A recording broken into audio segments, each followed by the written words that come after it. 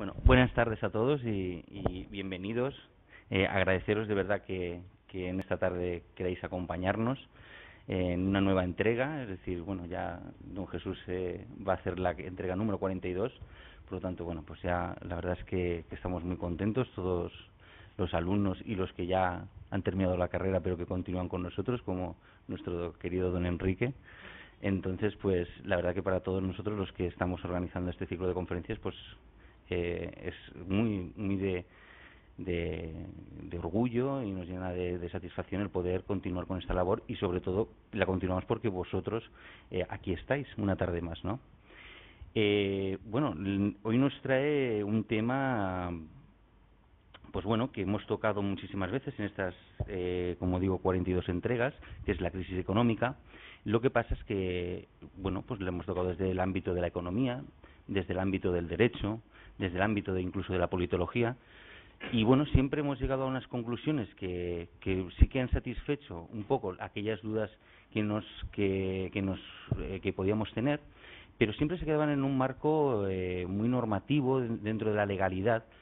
Pero claro, la crisis económica, como se dice, es decir, no es una crisis solamente económica, sino es una crisis de valores, ¿no? Cada vez lo tenemos más claro, sino porque se está convirtiendo esta crisis en uno de los factores que mayor desigualdad está dando, ¿no? El libro de Piketty, El Capital, bueno, yo creo que sienta un poco, nos saca un poco los colores a todos, ¿no? A Occidente en general.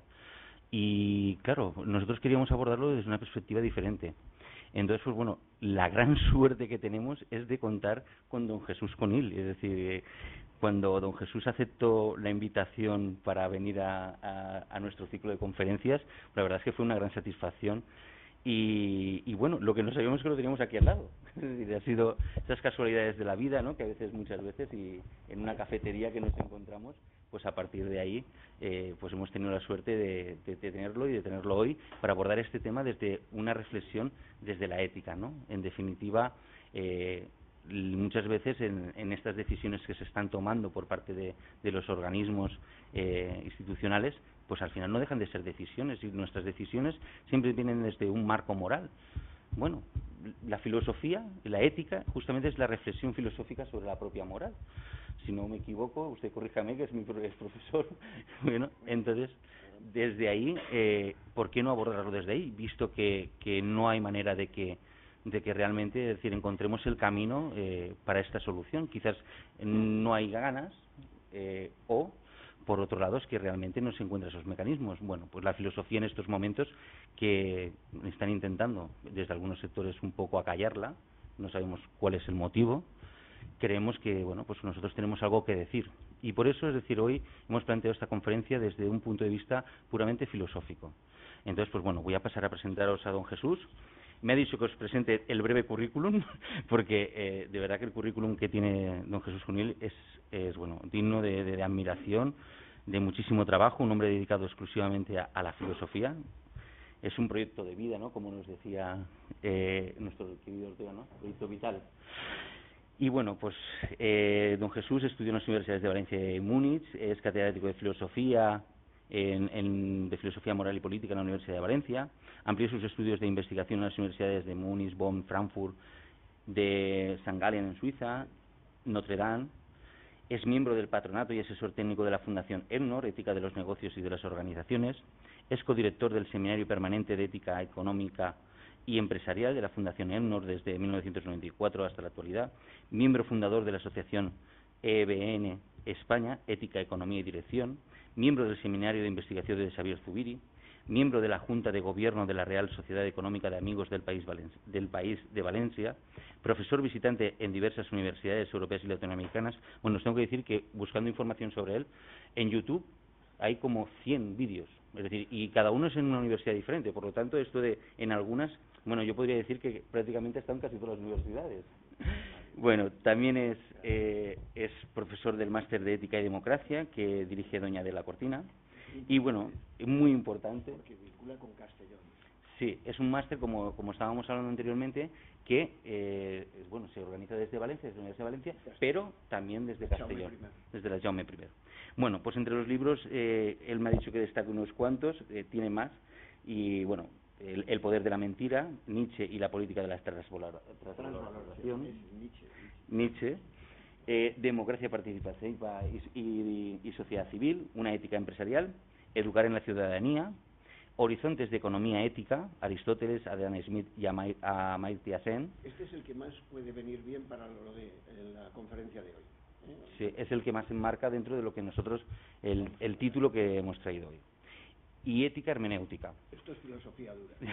Esto ya es más un poco. Droga dura de filosofía. Pues bueno, nada, os dejo con don Jesús y nada, muchas gracias por estar aquí. Muchísimas gracias por la oportunidad de tener este acto académico.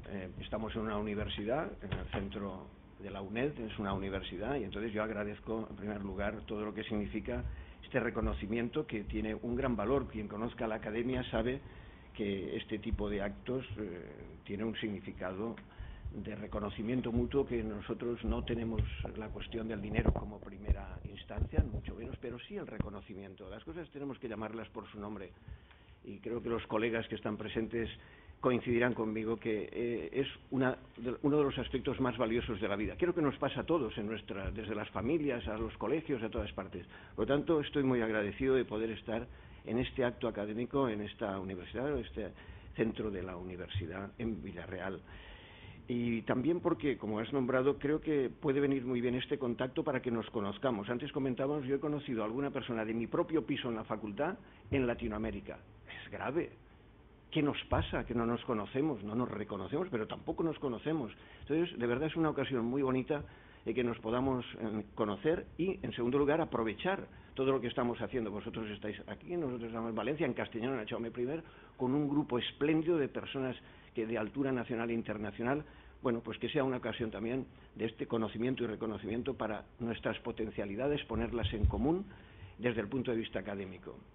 Por lo tanto, gracias de verdad. Y en segundo lugar, venir a Villarreal para mí, eso no puedo dejar de decirlo. En realidad tenía que haberlo dicho quizá en primer lugar, pero por cortesía de verdad, de fondo, he tenido que empezar por donde estamos, que es un acto académico. Pero venir a Villarreal para mí es otra cosa, no digo si más o menos importante, pero no es una cuestión de importancia, es cuestión de recuerdos, de sentimientos, de presencias vivas. Esto es lo más importante en la vida. Entonces, eso quería decirlo. Yo hice el preu ahí, y en el público están las presencias vivas de personas como mi hermano, amigos muy queridos. Y además he recibido una reprimenda.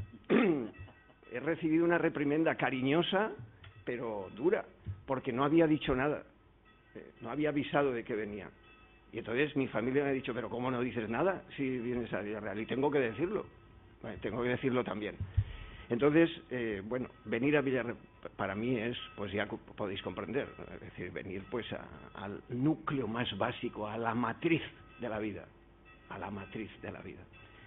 que es, ya digo, es eso, como es la matriz, es de donde sale la vida primordial.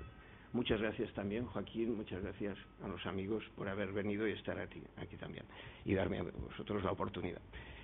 El título que me han puesto, porque no es que me lo he puesto, me lo han puesto, eso también hay que decirlo, es un poco, no sé si suicida para el que tiene que hacerlo. Dice, la democracia y los partidos tradicionales están en peligro. Eso es lo que entonces lo reconvinimos y lo recondujimos a una fórmula un poco que tenga un relieve académicamente asumible, y es algo así como están en peligro la democracia y el sistema económico a causa de la crisis.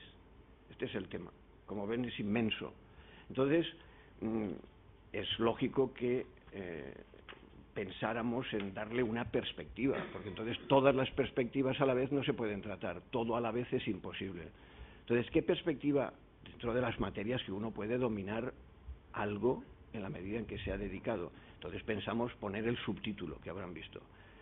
Como soy profesor, me gusta empezar por los títulos. El título es Reflexiones desde una perspectiva ética. Por lo tanto, casi mi exposición, en primer lugar, va a dedicarse a aclarar los términos del título, a explicitarlos, para que luego, en el coloquio y en el debate, podamos hablar también de la conexión más clara que saldrán en algunos aspectos, la conexión con las preocupaciones y el lenguaje de las personas que están en el público y que estamos en interacción. Este es el esquema. Por lo tanto, voy a empezar esclareciendo para saber de qué hablamos cuando hablamos, porque si estamos en una universidad y si estamos en filosofía en general, una de las cuestiones que podemos aportar es luz, rigor, porque el rigor no está reñido con la claridad, por lo menos que el afán de claridad. Tú has citado a Ortega, y Ortega decía, entre tantas cosas, este gran maestro de la filosofía contemporánea española, el gran maestro, junto con Unamuno a su modo, los dos grandes monstruos, por así decir, de la filosofía contemporánea. Además, Unamuno era un gran escritor y gran literato y todo, pero un gran filósofo, a mi modo de ver. Bueno, no voy a entrar en esto, pero pues decía que la claridad es la cortesía del filósofo, porque esas filosofías que se dedican a oscurecer, a enredar, a embrollar, a embaucar, pues creo que no prestan el mejor servicio posible. Prestarán algo, pero modestamente, desde mi perspectiva, no hacen el esfuerzo que hay que hacer, primero del concepto para tener precisión, pero segundo del intento de claridad. Yo voy a intentar aclarar, y ustedes luego pues me dicen lo que crean oportuno y establecemos un diálogo. En primer lugar, empecemos por el principio, es decir, por el final, jugando con los términos, es decir, desde el enfoque. El enfoque, ¿qué significa una reflexión desde la perspectiva ética? La gente cree que sabe de ética, y tengo que hacer una aclaración. La ética, como Juan Luis ha dicho muy bien, es una disciplina intelectual, que es un área de conocimiento. Si de verdad la gente supiera ética por naturaleza, por ciencia infusa, no tendría ningún sentido que fuera una área de conocimiento, porque ¿para qué? Si ya todo el mundo sabe, pero la gente en general cree que sabe. Gravísimo error, grave problema inicial para la filosofía moral, es decir, la ética en sus términos. Eso quiere decir que hay que aclararlo, porque de lo contrario partimos de un presupuesto falso, totalmente vacío, y por lo tanto hay que aclararlo, que además es una de las tareas de la filosofía, como he dicho, aclarar los presupuestos. El tema más importante siempre son los presupuestos, no solo en el Parlamento de cada país, sino en la vida intelectual. ¿Qué significa? Todo esto, claro, tiene que ser todo muy breve, y por lo tanto me van a disculpar que sea un tanto esquemático, y por supuesto no completo, sino son unos trazos para que nos podamos entender, porque si no, cada cual se hace su composición de lugar y no tenemos unos puntos de referencia común, al menos para entendernos en esta charla como punto de partida, y luego podemos llegar al infinito, donde haga falta. En primer lugar, pues, ¿qué significa algo de esto que se llama ética? Ética viene del término ethos. Ethos se puede escribir, viene del griego, con épsilon o con eta. El término ética, por supuesto, tiene que ver con esa palabra, con épsilon, y que significa costumbre. Pero ethos con eta tiene un significado más profundo, en el griego clásico que nosotros estudiábamos. Significa fundamentalmente dos cosas: modo de vida o carácter, no en el sentido psicológico, sino en el sentido metafísico, en el sentido de realidad. ¿Cómo construimos los seres humanos nuestra realidad vital? ¿Cómo vivimos? Y cómo en la vida nos vamos construyendo con eso que entonces ya no lo decían así, pero que luego en nuestra cultura contemporánea decía hacernos personas, que pueden ser buena persona, mala persona. Bueno, pues de eso trata inicialmente la ética, como dice su propio término. La ética trata de nuestro modo de vivir, por eso es tan importante, por eso, como tú has dicho, claro, el no estudiar cómo podemos vivir mejor, pues la verdad es una deficiencia un tanto estúpida. Pero esto es propio de nuestras sociedades y de todos los tiempos, que han podido incidir más en unos aspectos o en otros, porque nos creemos muy listos, pero en realidad sabemos muy poco y sabemos mal. Por eso necesitamos estudiar, porque si no, ¿para qué estudiar? Y por eso necesitamos tener tiempo para pensar y estudiar. Bueno, pues ética quiere decir ethos, modo de vida, carácter, modo de ser, modo de vivir, y por eso nos da una visión más comprensiva. De hecho, habéis estudiado otras perspectivas y siempre decíais, aquí parece como si faltara algo. Pero no solo es que falta algo, lo que falta fundamentalmente es la perspectiva de los algos, porque alguna perspectiva tenemos que tener para entender y colocar las diversas cosas. Si no, ¿cómo colocamos las cosas? Por agregación. Pero ¿quién ha dicho que por agregación sea el mejor modo de colocar las cosas? Imaginaros vuestra casa, que pusierais solo una cosa detrás de otra y diera igual. Cualquier criterio da igual, o como un amigo mío que tenía los libros ordenados por tamaños. Bueno, es una manera de ordenar los libros, pero es la mejor. Otro lo ordena por colores, pero es la mejor, porque hay modos de ordenar. ¿Cuál es el mejor modo de ordenar las cosas? Ahora ya no los libros, sino la vida. Empieza a ser muy complicado. Bueno, de eso trata la ética. ¿Cómo ordenar? ¿Cuál es el orden fundamental para poder ordenar cómo vivir? Para eso hay que pensar. Por ejemplo, alguien puede pensar algo que decimos tan normalmente cuando decimos, y todos lo hemos dicho, seguro, me la juego a que todo el mundo ha dicho alguna vez, esto no tiene ningún sentido. ¿Y cómo se descubre el sentido de las cosas? No es fácil. Por ejemplo, el sentido de las actividades. Por ejemplo, en el tema que hoy nos compete, el sentido de la actividad política, el sentido de la actividad económica. Bueno, pues la filosofía práctica, la filosofía moral, la ética, una de sus tareas es descubrir cómo vivir mejor, cómo vivir bien. Claro, esto la gente cuando se dice vivir bien lo entiende de una manera, pero esa manera de verdad, que es la inmediata, ¿es el mejor modo de vivir?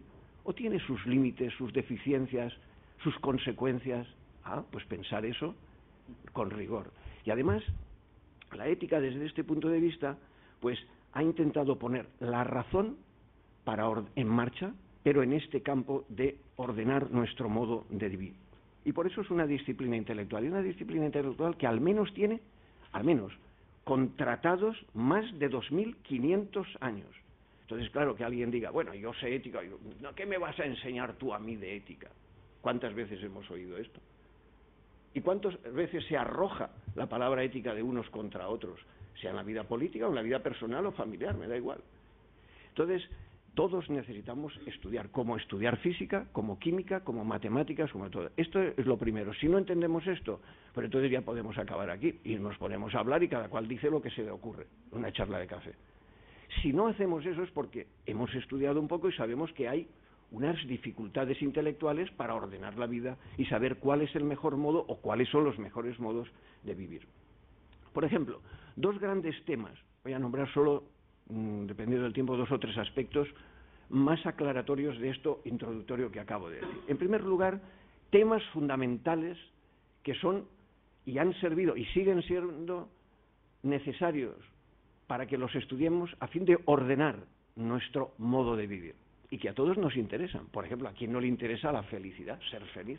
Esto tiene popularidad. Además, ahora la gente vende felicidad y hay gente que comercializa hasta libros de felicidad con una banalidad y una frivolidad enorme. Y bueno, y alguien puede comercializarlo y gana dinero, como se venden hamburguesas o se venden lo que sea, chupitos, o cada cual puede hacer lo que le dé la gana. Pero una cosa es que uno comercialice algo y otra cosa es que tenga la seriedad suficiente. Entonces, la felicidad es un punto de referencia típicamente ético. Las primeras éticas más importantes, la primera ordenación de la vida tuvo como función prioritaria la noción de felicidad. ¿Qué quiere el ser humano? Y lo primero que descubrieron los grandes pensadores clásicos es que el ser humano, todo el mundo, tiende por naturaleza a la felicidad. Pero entonces tenían que estudiar qué es eso de la felicidad, porque a uno le gusta hacer una cosa, al otro, o felicidad es gustar, otros dicen no, es el bienestar, pero ¿es de verdad es el bienestar? Y así sucesivamente, porque no está tan claro qué sea la felicidad. Segundo, ¿la felicidad se puede universalizar o no se puede universalizar? O cuando se universaliza, se dogmatiza. Y si se dogmatiza en el orden teórico, cuando se quiere imponer en la práctica, se convierte uno en totalitario. Luego hay que pensarlo, porque los peligros de cómo se entienda un concepto, que hay que perfilarlo, las consecuencias son tremendas para la vida de los seres humanos, tanto en la educación como en la ordenación. Segunda gran idea matriz de ordenación de cómo vivir mejor, porque claro, si uno no tiene algo de felicidad, pues no puede vivir bien. Pero segundo, por ejemplo, hay gente que dice, pero hay grandes teóricos desde la antigüedad hasta hoy, desde los primeros hasta el día de hoy, y todos también algo sentimos al respecto, pensamos que una segunda idea matriz y originaria del pensamiento, una gran pretensión del ser humano es, sí, pero para vivir a la hora de relacionarnos y convivir, porque uno no solo vive solo y tiende él, sino que como es incluso esa felicidad la tenemos que vivir conviviendo con los demás, ¿qué relación es la prioritaria? ¿Cuál es la pretensión prioritaria para poder convivir del mejor modo posible? A nivel más básico, pues eso es lo que los clásicos hasta el día de hoy han pensado, que eso es la justicia, porque vivir sin justicia, claro, pues por ejemplo produce conflicto, produce enfrentamiento. Sin justicia no puede haber paz, y a lo mejor no debe haberla. La justicia es básica, pero ¿qué es justicia? ¿Qué es justo e injusto? Claro, uno es justo cuando algo me pasa a mí, entonces sí, yo tengo muy claro lo que es justo, sí, pero cuando no te pasa a ti, pues por ejemplo la crisis, que vamos a hablar luego, ¿no había crisis antes de que algunas de las crisis, no había crisis antes de que nosotros la padeciéramos? Pero bueno, como estaba en otro ahí al lado a lo mejor, pues ya, como no lo sentíamos, era justo.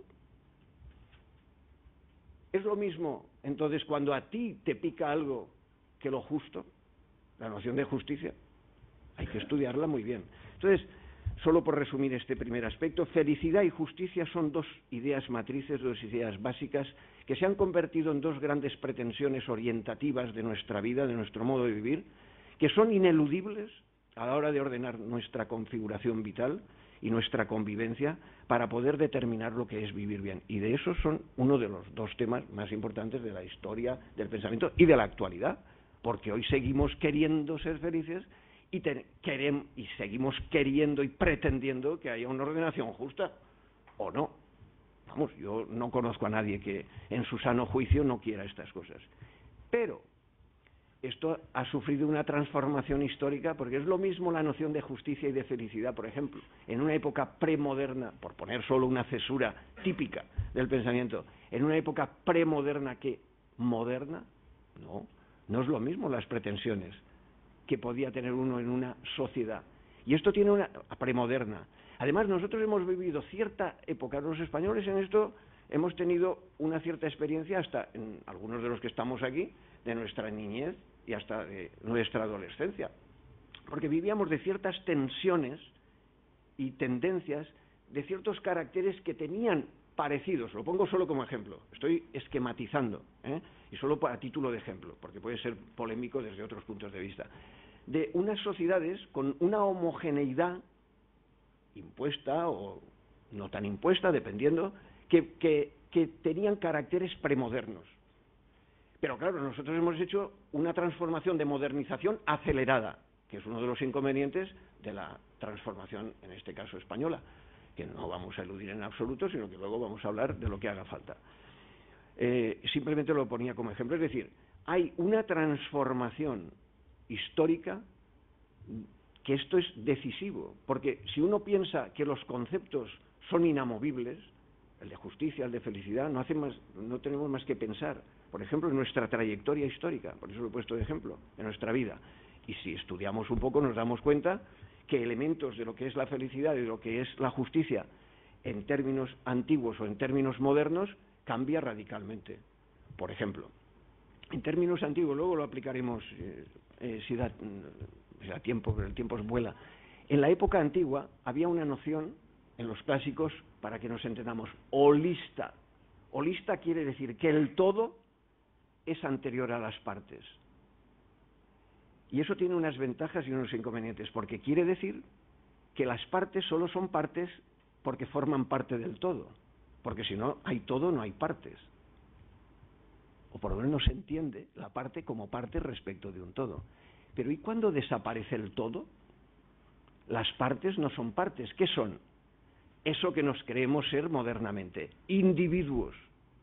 Pero esa transformación es la transformación histórica de siglos, porque lo que a nosotros nos parece elemental, que el individuo tiene un valor, eso no siempre ha sido así, eso se hace 4 días, pero históricamente hablando.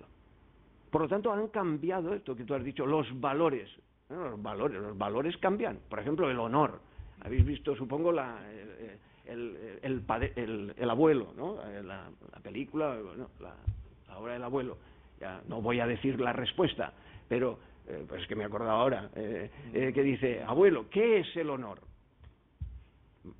La respuesta la dejamos, pero el que recuerde lo que decían, pues ya me entenderá. Entonces, ¿qué es el honor? Es decir, hoy en día, dices el honor, la gente antes por el honor iba a un duelo y mataba o se mataba. Ahora el honor, y quien dice eso, otras cosas. Entonces, ¿quiere decir que todo da igual? No. ¿Y cómo se sabe que no todo da igual?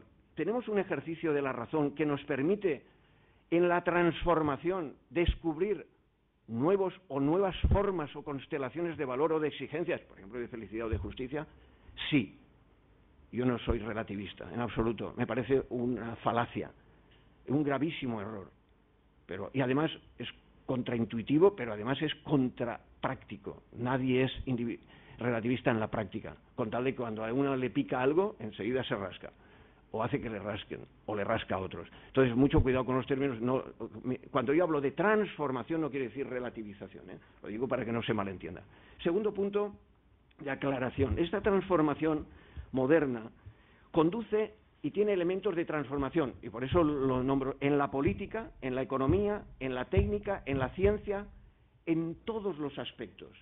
Y por eso nosotros nos hemos de situar en los pasos ulteriores, por eso tengo que ser muy rápido, en esa perspectiva de ética moderna.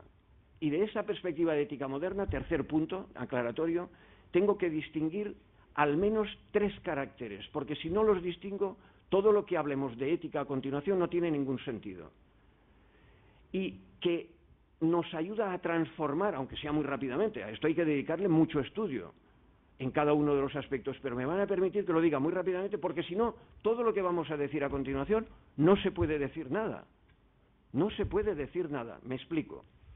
Si no hay una perspectiva ética específicamente moderna, producto de esta transformación, el modo de entender ética que podemos tener cada uno de nosotros es de tal tipo que no puede juzgar éticamente ni la política, ni la economía, ni la sociedad.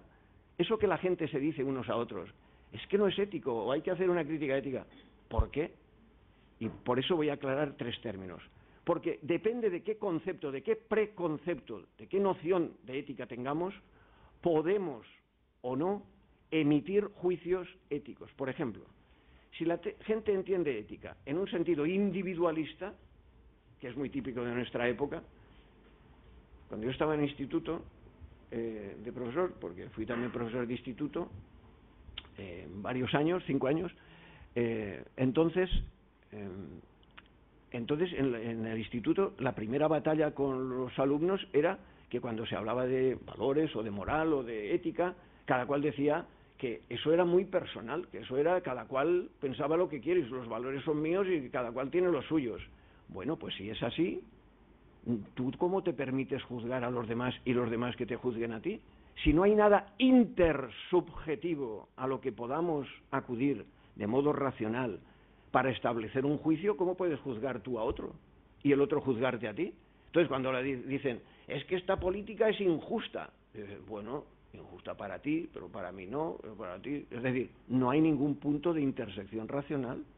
Eso es lo que se ha denominado técnicamente politeísmo axiológico. Está estudiadísimo, porque eso todo el siglo XX ha estudiado este problema, que es un problema típico de las sociedades pluralistas. Las sociedades modernas son pluralistas, pero pluralistas no quiere decir relativistas. Bueno, puede querer decir, pero hay que saber muy bien lo que uno dice. Pero el pluralismo es una cosa muy seria, muy difícil, muy difícil. Nuestras sociedades tienden a ser pluralistas, quieren ser pluralistas, pero tienen peligros o de ser tendencialmente homogeneizadoras y dogmáticas, o, que no es mejor precisamente tampoco, o ser axiológicamente politeísta, es decir, cada cual tiene su Dios, es una metáfora de Max Weber, es una metáfora y cada cual tiene su Dios, es su valor, los valores son de cada cual adora su valor, ¿verdad?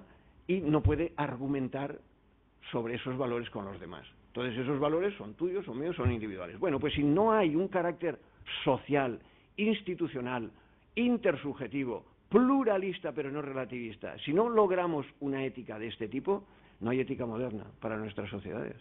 Por lo tanto, hemos de cambiar radicalmente. Esto se ha estudiado y se estudia mucho, claro, Todas las teorías contemporáneas que quieren proponer tienen que solventar este asunto. Si no tenemos una ética que tenga valor social y, por lo tanto, lo que Adela Cortina ha trabajado tanto para nuestra transición, que es lograr la llamada ética mínima. Porque, claro, a lo mejor sobre felicidad no tenemos por qué todos pensar lo mismo, pero sobre justicia... ¿Por qué? Porque la justicia es una exigencia. ¿Y tú cómo le vas a exigir a otro por justicia? Porque si alguien dice, esto no es justo, y el otro te dice, bueno, pero a mí me gusta. Claro, si estamos en el primer nivel y a uno le gusta y al otro le gusta, ¿es lo mismo una exigencia de justicia que una expresión de gusto? No, claro. Pero si los confundimos o nos da igual, entonces esto es muy complicado. Y hay que saber si tenemos teorías, igual que hay una teoría explicativa de la caída de los graves en física, ¿hay alguna teoría que sea más razonable que otras sobre cuáles son los criterios de justicia? Pues por lo menos interesante sí que es, porque si no, todas las exigencias que decimos normalmente y que se dicen en público son, como decían los clásicos, flatus vocis, es decir, sonidos que no tienen significado, que lo único que decimos con eso es una expresión de nuestra situación emocional, como han dicho los emotivistas. Emotivamente estoy en contra o estoy a favor, y por eso, por ejemplo, en política eso se emplea mucho, pero esto también tiene una aplicación política. En política muchas veces lo que se utiliza es el emotivismo político, que está en orden del día. Bueno, estamos en campaña continua, ¿qué me vais a decir? ¿No? Y entonces el emotivismo es claro, pero el emotivismo ético es igual. Cuando esto no es justo y alguien te dice, ¿y por qué? ¿Por qué? Empieza a ser complicado. Al final justo es porque no me has dado la razón, porque no me haces caso, porque no haces lo que yo quiero, pero eso no es justo. Eso es porque no me haces caso, porque no es decir, claro, pero no es lo mismo que justo, porque a lo mejor no tiene nada que ver. Entonces, en primer lugar, tiene que ser, pero es que si no, no podemos seguir hablando, y por eso tengo que decirlo rápidamente, estas correcciones. En segundo lugar, este también es un tema de mucho interés, tan interés que es el tema de la ética tiene que ser interesada, y la gente a veces cuando dices esto dice, pero ¿cómo es eso? Si los intereses parece que enturbian las cosas. Hablemos claro. ¿Quién no tiene intereses? Que levante el dedo o la mano o lo que quiera. ¿Quién no tiene intereses? Entonces, si la ética es el que algo sea desinteresado, entonces la ética, como dice un amigo muy conocido, por cierto, en la UNED, no es de este mundo. Pero si no es de este mundo, la ética es de este mundo. Entonces la ética tiene que analizar los intereses. La ética tiene que estudiar los intereses. Porque si además la palabra interés quiere decir eso, si es lo que nos une, interese, es lo que nos une. Ahora, ¿qué nos une? Ahí es lo que hay que ver. ¿Qué te une? ¿Qué nos une? Porque hay muchas formas de unirnos. Analizar lo que nos une, porque hay diversas formas de estar unido. Y analizar esas formas de estar unido, descubriremos cuáles son mejores o peores, cuáles son legítimas o ilegítimas, cuáles son adecuadas o inadecuadas.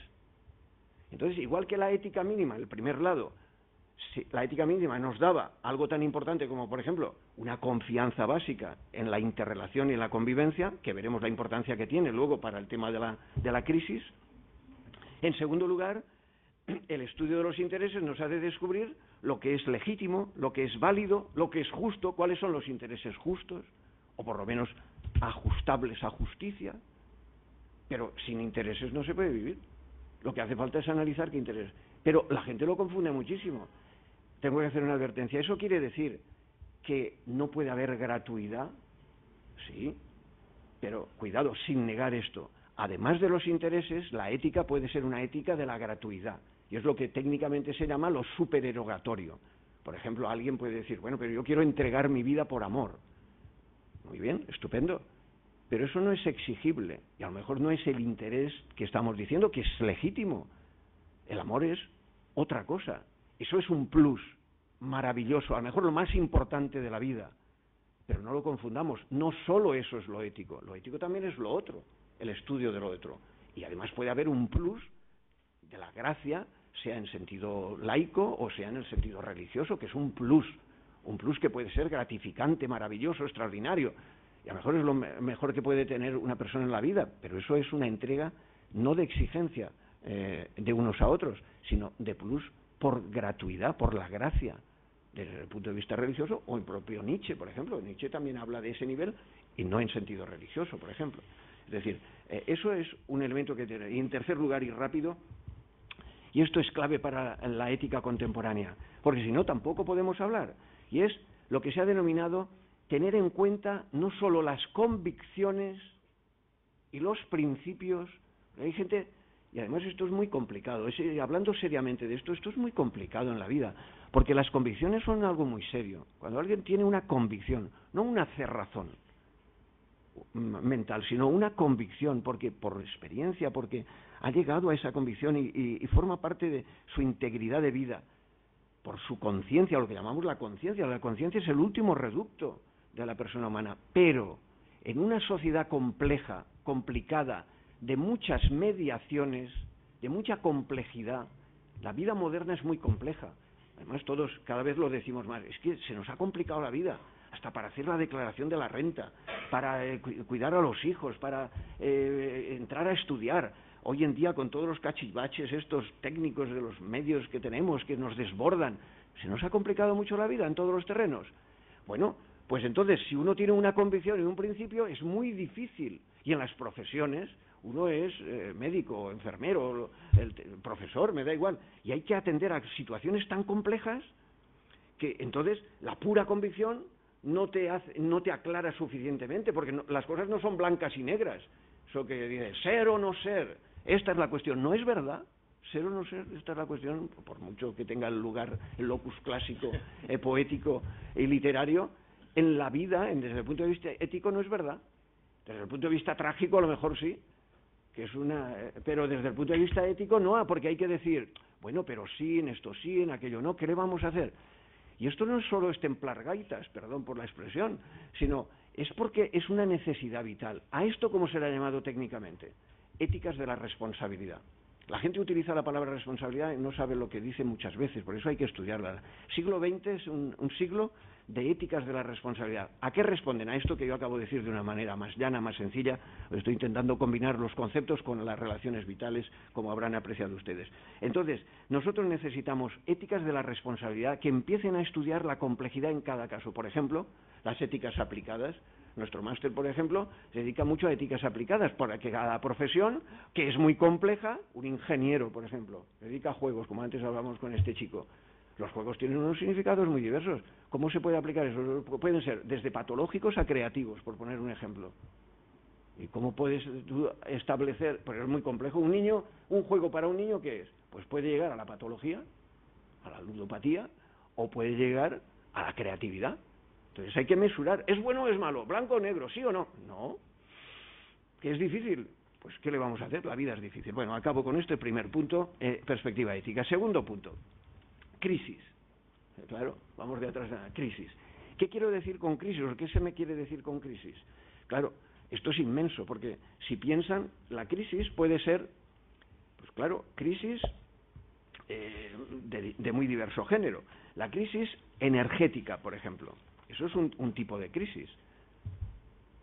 Y ha sido y sigue estando presente y tiene mucha historia. Yo no voy a hablar aquí de la crisis energética, porque vamos a seleccionar una. Pero sí quiero hacer conscientes de la complejidad de cada término, que a veces solo lo acercamos a lo que nos interesa porque nos está picando más. Pero la crisis energética es tremenda. Otra crisis medioambiental, tampoco es de ahora, mira si lleva tiempo. Por ejemplo, los límites de los recursos. Pensemos en el Club de Roma. Todos los informes del Club de Roma, desde los primeros, que hizo furor, ¿no? Los recursos de la tierra, la famosa sostenibilidad en ese terreno. Y es una crisis permanente, es una crisis y perdura. Tercera, por poner solamente tres, la alimentaria. Pero los millones de gente que se muere de hambre. Pero ahora ya nos hemos olvidado. Hace unos años todos estábamos locos con los objetivos del milenio. ¡Qué vergüenza! Objetivos del milenio. ¿No les da vergüenza darse cuenta de esta expresión? Eso eran los del milenio. Ahora ya no sabemos si son ni del milenio, ahora ya no son ni objetivos. Oficialmente sí, pero estamos tan dedicados a lo que vamos a hablar ahora que hay que hablarlo. Pero era por contextualizar, por poner las cosas también en su sitio, con un horizonte más amplio. ¿Por qué? Porque la filosofía práctica, y con esto acabo la introducción y paso al segundo punto realmente, nos ayuda a ampliar el horizonte de la racionalidad. ¿Ven ustedes? Todo esto lo que ha hecho es aumentar, y la necesidad de esa racionalidad ponerla en marcha en su riqueza, porque la complejidad se nos come y necesitamos estudiar y pensar mucho las cosas, todo lo contrario de lo que a veces hacemos. Segundo punto, nuestra crisis, de la que vamos a hablar ahora, porque si no me van a decir que me he ido por las ramas, es la crisis económica. La crisis económica. Vamos a ello. ¿Qué significa economía? Vamos otra vez a lo mismo. ¿Qué significa oikonomía? Economía viene de oikonomía. Oikonomía es la administración del oikos. ¿Y el oikos qué es? La casa. La casa, oikonomía, en griego. El nomos, la administración, la ordenación de la casa. Entonces la economía surge, el primer tratado de economía está escrito hace 2500 años, en un señor que todos conocemos, un genio donde los haya, maravilloso, que es Aristóteles. Porque Aristóteles escribió tratados de todo, prácticamente de todos los saberes, de todos, prácticamente de todos. Genial, es uno de los genios realmente extraordinarios. 2500 años, también escribió el primer tratado de oikonomía. ¿Para qué era la oikonomía entonces, o su concepción? Para poner orden a una actividad ineludible del ser humano. Entonces la economía, nosotros tenemos inicialmente una idea mala, por así decir, de economía, parece como si fuera mala. No, la economía pertenece a una de las actividades ineludibles del ser humano. ¿Por qué? Porque el ser humano necesita producir para consumir, y producir y consumir es algo necesario, porque no hay nadie en este mundo que si deja de consumir, pues deja de vivir, y por lo que necesitamos producir para consumir. Por lo tanto, la actividad económica es solo en esto necesario. Pero uno no consume todo lo que produce. Bueno, puede ser. Los cazadores recolectores a lo mejor salían a cazar y entonces pues cazaban lo necesario para un día y ya había bastante. Entonces, ¿qué surge? El ahorro. Es necesario ahorrar. Porque si no ahorras, tienes que salir todos los días, cada día, a ver qué puedes producir si es que ya sales a cazar. Y además, con el ahorro no solo puedes guardarlo, y lo tienes ahí bajo, como como se decía antes, en el calcetín, sino que empieza, cuando quieres hacer cosas, la economía empieza a crecer, ya sobre todo modernamente, pero ya antiguamente, ahora lo diremos, simplemente hago estas aclaraciones porque a veces esto que es tan elemental no lo pensamos. Y entonces, ¿qué necesitamos? Invertir.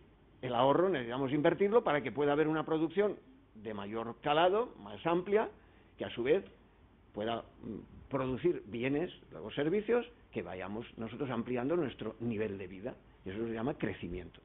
Y entonces surgen todas las concepciones del crecimiento. Bueno, esto ya desde los clásicos, desde Aristóteles, etc. Pero Aristóteles dijo muy bien, hizo una distinción importantísima, que a veces es muy conocida, pero a veces no se ha dado a conocer suficientemente.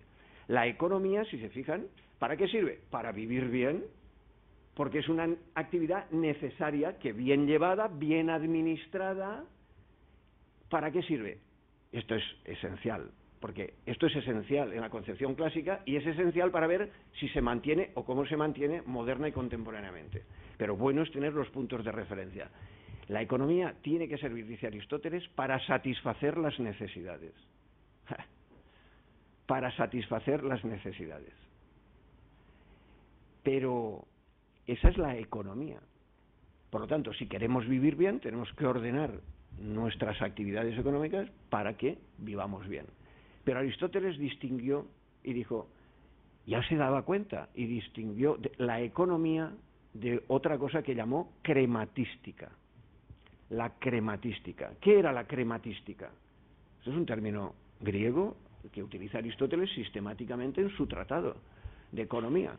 La crematística es la técnica, el saber de la adquisición de la riqueza. que no es lo mismo que la satisfacción de las necesidades. Nosotros necesitamos adquirir riqueza para la satisfacción de necesidades. Y dice Aristóteles, y permítame que en este caso creo que merece la atención citar a Aristóteles, que por cierto, estos pasajes son citados siglos más tarde, no solo por Adam Smith, sino por don Carlos Marx, para que se vea que esto tiene una trayectoria bastante amplia, ¿verdad? Y en tendencias bastante considerablemente antagónicas en algunos aspectos importantes. Bueno, pues la crematística puede ser de dos tipos. Esto es muy importante para lo que vamos a decir contemporáneamente. Una crematística natural. ¿Cuál es la crematística? Bueno, piensen que Aristóteles siempre pensaba en sentido de naturaleza. Todo es, por ejemplo, tendemos por naturaleza a ser felices. Siempre es por naturaleza. Porque tiene una concepción, sí, me parece que me estoy pasando ya de tiempo de todo, pero bueno. Pero da igual, luego lo hablamos. Lo importante es que nos entendamos en lo que sea, y si no, pues volvemos otro día. Es que yo me animo sobre la marcha, sinceramente, y viéndoles a ustedes. Entonces, la crematística puede ser natural cuando está al servicio de la economía, y la crematística puede ser antinatural cuando va en contra de la economía, porque entonces lo que hace es buscarse solo a sí misma. Y lo que busca es la riqueza de modo infinito, no al servicio de la satisfacción de las necesidades. Aristóteles, 2500 años. Claro, alguien puede decir, hombre, pero es que entonces era más fácil. Es verdad. Pero como idea regulativa, como decía Kant, algunos piensan que hay que anularla. Yo pienso modestísimamente, a lo mejor estoy muy equivocado, pero yo les brindo que esta idea no la perdamos, y por eso la he sacado, porque se puede trasladar a nuestra actualidad. Yo voy a mostrar, o voy a presentar en nuestra actualidad, en el tema que nos concierne más irritantemente, a mi modo de ver, por la crisis, que no deberíamos tenerlo en cuenta, de que sí que deberíamos tenerlo en cuenta. Y tengo que decir que ayer mismo a estas horas teníamos un seminario con uno de los economistas más importantes hoy en España, y sin embargo no son conscientes ni defienden, y es una persona muy relevante y tal, y muy bien, pero este es un tema crucial de nuestras sociedades, no solo nacional, sino internacional. Luego entro precisamente en este punto. Por lo tanto, en primer lugar, la economía hay que distinguirla en los clásicos en crematística, pero claro, la economía moderna ha cambiado. La economía moderna ya no busca la satisfacción directa de las necesidades, sino que lo que busca prioritariamente, y es también muy importante, es la libertad. Porque los modernos piensan que igual que en política, en economía, también lo más importante es que la emergencia de la capacidad libre de los seres humanos se pueda ejercer en todos los ámbitos de la vida. En la política, por ejemplo, a través de los sistemas democráticos, pero también en la economía. Entonces surge la sociedad comercial y la sociedad industrial, y surge el contractualismo.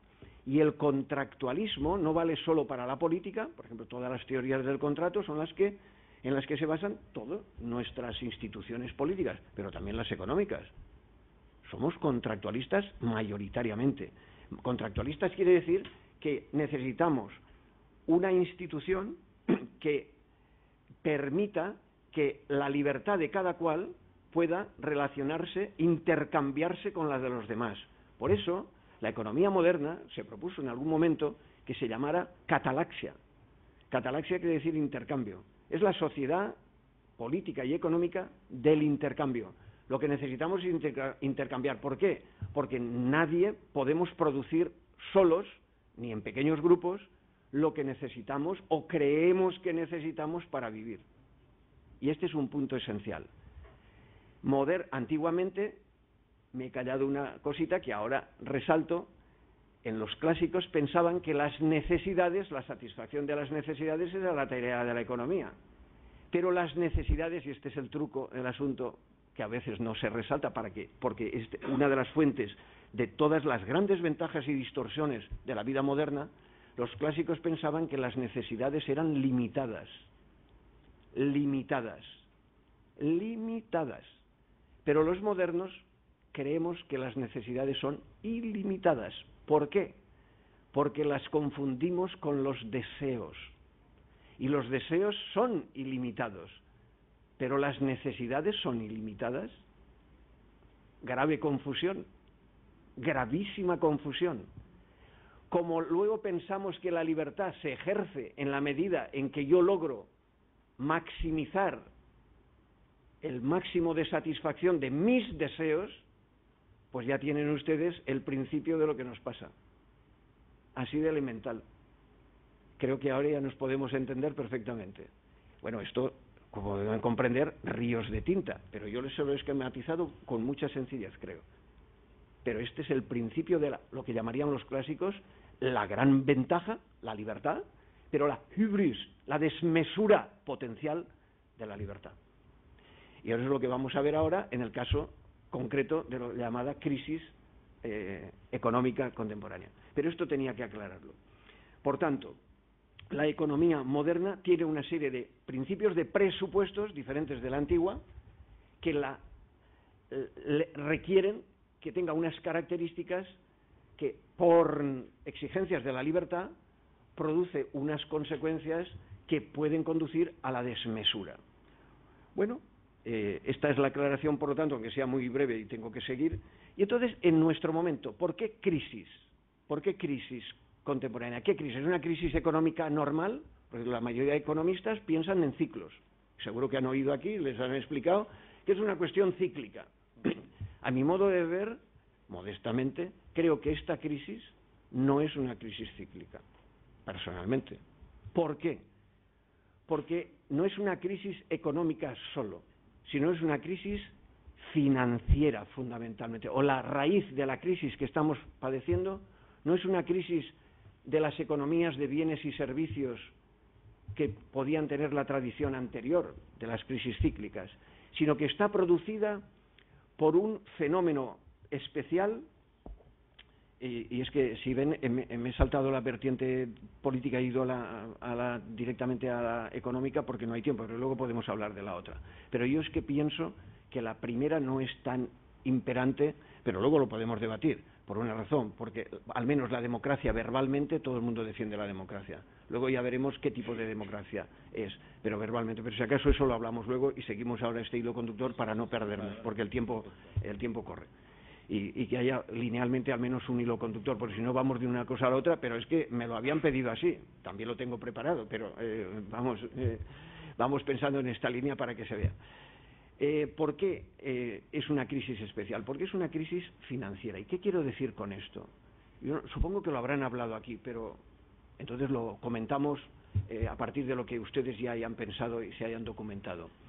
Crisis financiera quiere decir que la economía, y seguro que han oído hablar de esto en la terminología, la economía que algunos llaman real, está hecha de la economía de bienes y servicios, es decir, de la producción de bienes y servicios.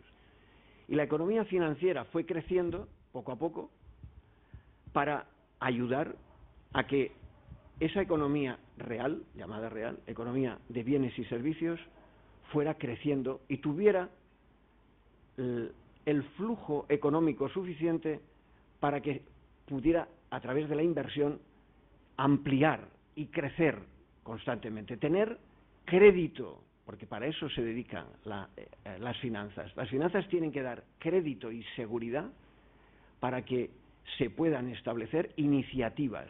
Por ejemplo, primero las comerciales. ¿Quién financió Esto viene de la época comercial, porque si uno quiere crecer, quiere ampliar, quiere comerciar, por ejemplo, el descubrimiento de América. Todos hemos visto y hemos estudiado el descubrimiento. Alguien tenía que financiarlo. Entonces, pues eso eran campañas comerciales. Pero luego, en nuestra vida normal, pues las empresas hay que financiarlas. Y si alguien no tiene el capital directamente, tiene que pedir. Y para eso hay que ahorrar. Y ese ahorro va a una entidad financiera y sirve de intermediario para que, a través de esa intermediación, los agentes sociales, los empresariales, puedan llevar a cabo iniciativas empresariales, contratar para que haya trabajo, y el capital y el trabajo constituyen la unidad básica tradicional de las empresas, y además, a través de esas empresas se producen una serie de productos, o de bienes y servicios, y además se da trabajo, y los que tienen trabajo pueden consumir, y sigue la rueda, y esa es la rueda de la economía. Bueno, pero llega un momento en que hay una crisis, eso va aumentando, las finanzas empiezan a aumentar, y hay un momento, 1929, que hay un crack, todos lo hemos estudiado. Es un crack financiero porque han empezado, que no es la primera vez, empieza a crecer tanto las finanzas que empieza a haber eso que la gente llama burbujas, que son términos, es decir, empieza a crecer de tal manera la economía financiera, la actividad financiera, que la economía tradicional real va quedando reducida y se gana más, por así decir, se tiene más rendimiento, mejores rentas a través del capital financiero que de los bienes y servicios. Y eso de una manera desproporcionada, creciente. Bueno, esto produjo una reacción en Estados Unidos, porque el crack del 29 en Estados Unidos. Y cuento esto para que tengamos los precedentes de la pregunta que voy a hacer clave de lo que nos ha pasado, porque lo que nos ha pasado a nosotros es una nueva crisis producida también por una exuberancia y una sobredimensión de los mercados financieros, que no hay que confundir con los otros mercados. Entonces, ya en 1929 se produce esta eclosión de extraordinaria fuerza financiera. ¿Y qué ocurre?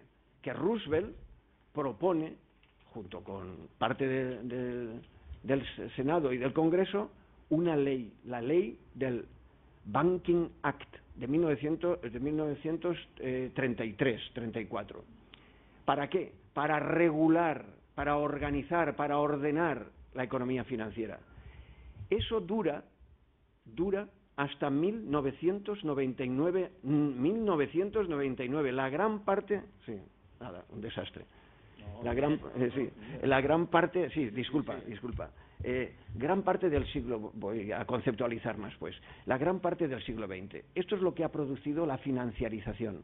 Pero ¿por qué he dicho yo esto? Porque la decisión de volver a refinanciarizar la economía es una decisión político-económica.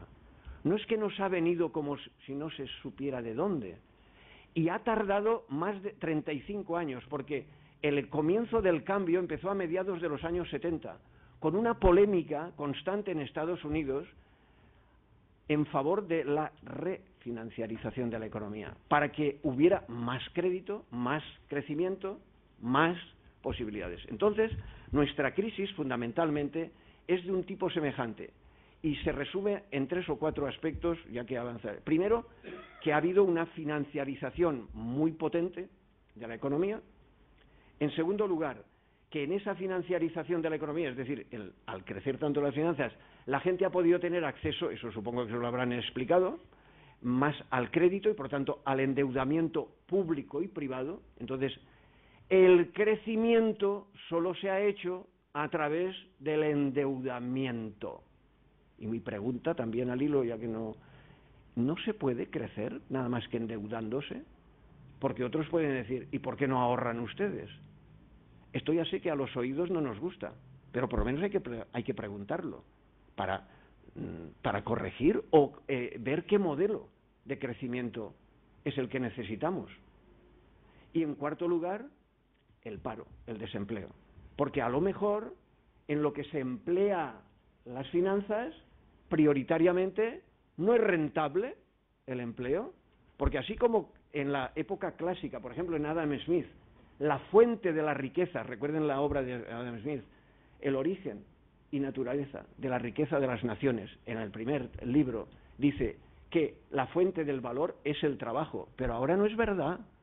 Eso es un romanticismo que a lo mejor la gente que recuerda estas cosas, pero es que las teorías de la economía clásica valen, yo mismo he citado antes tanto a Adam Smith como a Carlos Marx, sí, pero eso, la economía clásica es la economía clásica, tiene grandes aportaciones extraordinarias, pero a lo mejor ya no valen los mismos análisis de la realidad. Por ejemplo, hoy, por ejemplo, ¿de dónde se adquiere el I más D más I?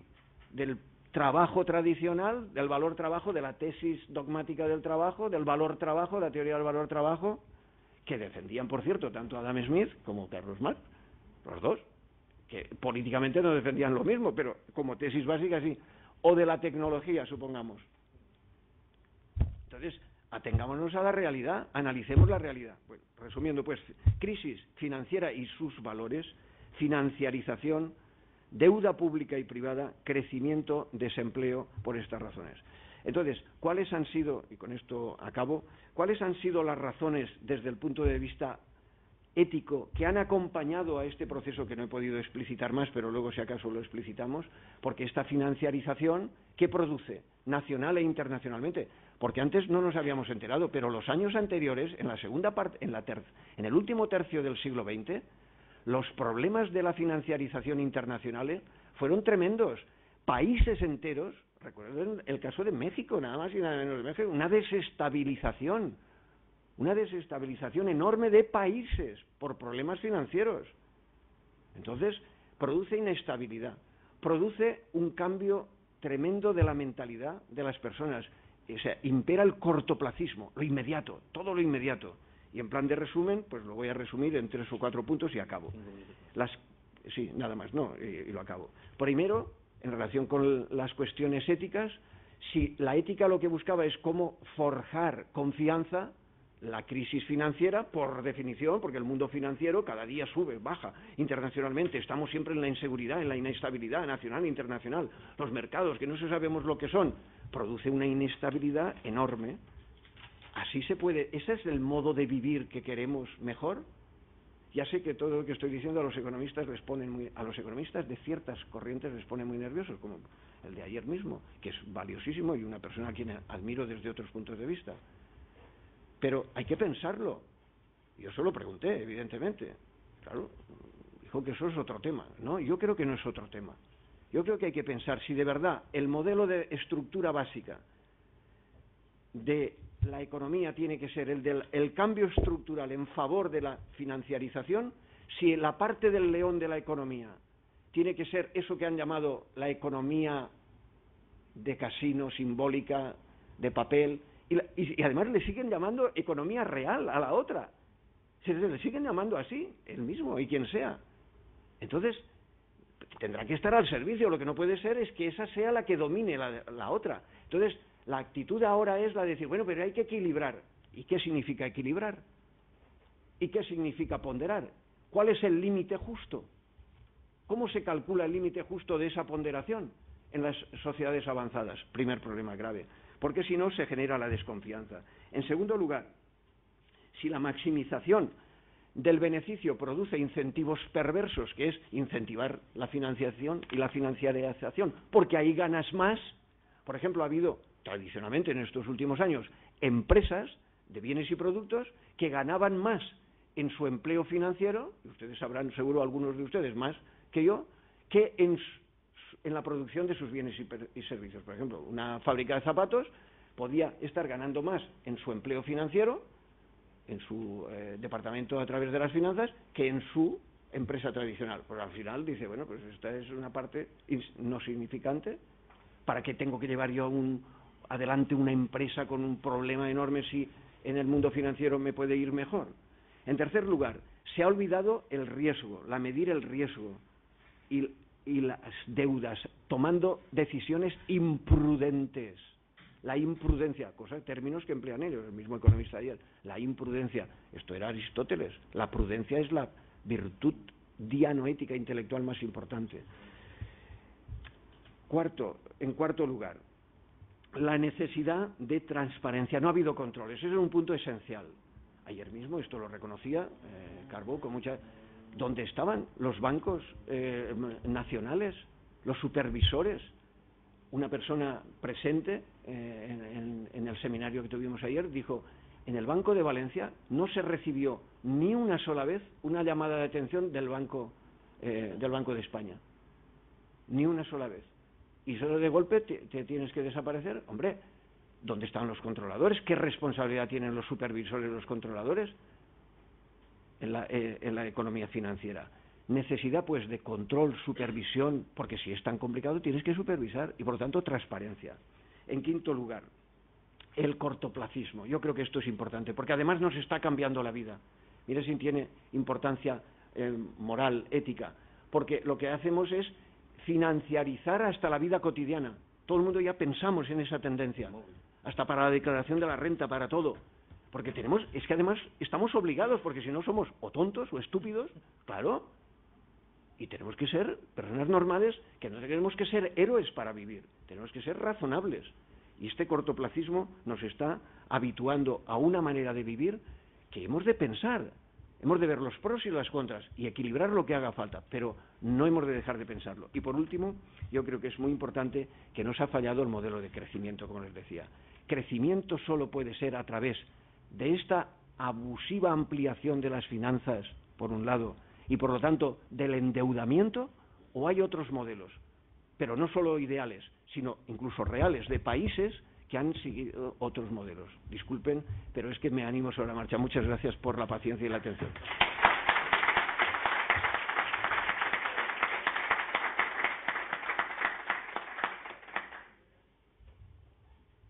Bueno, muchas gracias, don Jesús.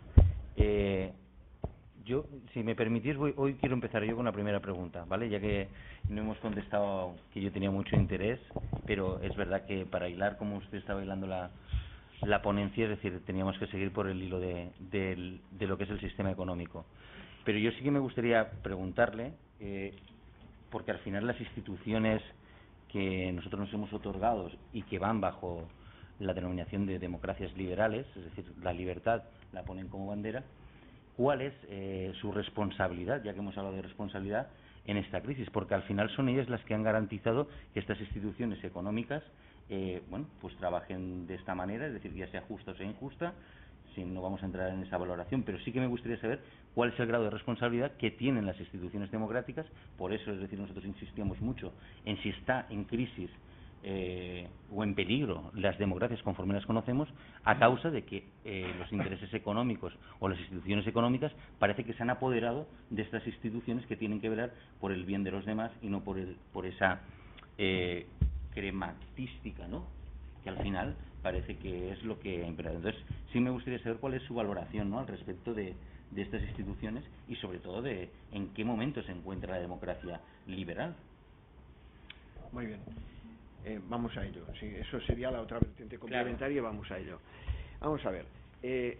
Ahí hay tres aspectos al menos que hay que considerar, resumidamente lo que tenía incluso preparado, más estructurado, pero vamos a ello. En primer lugar, la democracia, ¿qué significa? Vuelvo a lo mismo, pero ahora en democracia. Democracia dice una cosa que a veces no lo pensamos, como pasa en lo otro, ¿no? La definición más clásica al respecto pues es la conocida del gobierno del pueblo, por el pueblo y para el pueblo. Y entonces la primera pregunta es, ¿y dónde está el pueblo? Porque damos por supuesto tantas veces que existe el pueblo, pero ¿y si el pueblo todavía no existe o no tiene modo de aparición? Porque eso, el demos, no es lo mismo que la plebs. Populus no es lo mismo que plebs, por ejemplo. Entonces, ¿qué significa ser pueblo? ¿Cuáles son las condiciones para que el pueblo sea sujeto de esa mediación hacia el gobierno? Ese es un primer aspecto muy importante. Por ejemplo, entonces, ¿qué significa democracia? Entonces piensa, la democracia griega, y mucha gente se le llena la boca con la democracia griega y piensa que la solución es ir a la democracia griega. Bueno, hay que estudiar la democracia griega. Les invito a que estudien la democracia griega y vean qué democracia era esa democracia griega. Entonces, la democracia griega, primero, era para un grupito. Primera. Segunda, al final la gente no quería participar, había que pagar para que la gente fuera a la asamblea. Por poner ejemplos, estos los ponen grandes tratadistas, podéis leer a Adal, y entre nosotros Rodríguez Adrados, por citar a alguien nuestro que es un clásico en la democracia en Grecia, etcétera. Bueno, es decir, democracia, hay que aclarar qué significa democracia. No fijarse solo en una palabra como si ya estuviera claro qué significa democracia. Pero tú has dicho muy inteligentemente, pero era por aclarar los términos, has dicho democracia liberal, exactamente. Nosotros vamos a hablar de un tipo ya de democracia determinado, como ha dicho Juan Luis, pero hay que ser conscientes de que la palabra democracia se ha empleado de muy diversas maneras, tanto en la antigüedad como ahora, contemporáneamente. Por ejemplo, la República Democrática Alemana, la DDR famosa, de nuestra época, cuando íbamos allí pasábamos a la República Democrática Alemana, yo recuerdo que íbamos a Berlín de jóvenes, y pasábamos a la otra parte a comprar los libros, porque entonces estudiábamos mucho marxismo, claro. Entonces íbamos a la República Democrática Alemana, era la parte comunista de la República de Alemania, luego Alemania unificada. Y bueno, pero fíjense en el nombre, era DDR, República Democrática, y claro, en alguna época llamar democrática a las democracias populares comunistas estaba muy bien. Por ejemplo, en mi época pues parecía hasta un ideal. Luego eso no se ha considerado democracia, ya no es la democracia canónica. Lo pongo como el otro ejemplo, contemporánea. ¿Por qué? Porque había un partido único, porque no había elecciones libres, no se respetaban las minorías porque ni se podían establecer. Es decir, hay unas condiciones necesarias sin las cuales no se puede hablar de lo que Juan Luis llama democracia liberal. Hay pues unas condiciones de la democracia liberal. Este es un punto muy importante. ¿Cuáles son esas condiciones? Creo que todos conocemos, pues elecciones de representantes regulares que no se interrumpan, claro, porque si decía gana, pues los famosos ejemplos pues de Hitler hace años o de Chávez, muy interesante. Es decir, que ganó democráticamente. Tenemos alumnos que me dicen, no sé, yo lo voté en las primeras elecciones, fíjate. Dice, pero claro, luego ha ido eliminando las condiciones por las cuales se mantiene una democracia liberal. ¿Que le siguen llamando democracia? Sí, pero ya no es democracia liberal. Porque ha eliminado las condiciones por las que puede mantenerse eso que se llama una democracia liberal. Porque no hay libertad de expresión, o no hay libertad de fundación de otros centros plurales y pluralistas para que puedan defender otras ideas. Bueno, por ejemplo, que las mayorías respeten a las minorías, o que haya una esfera de libre opinión pública.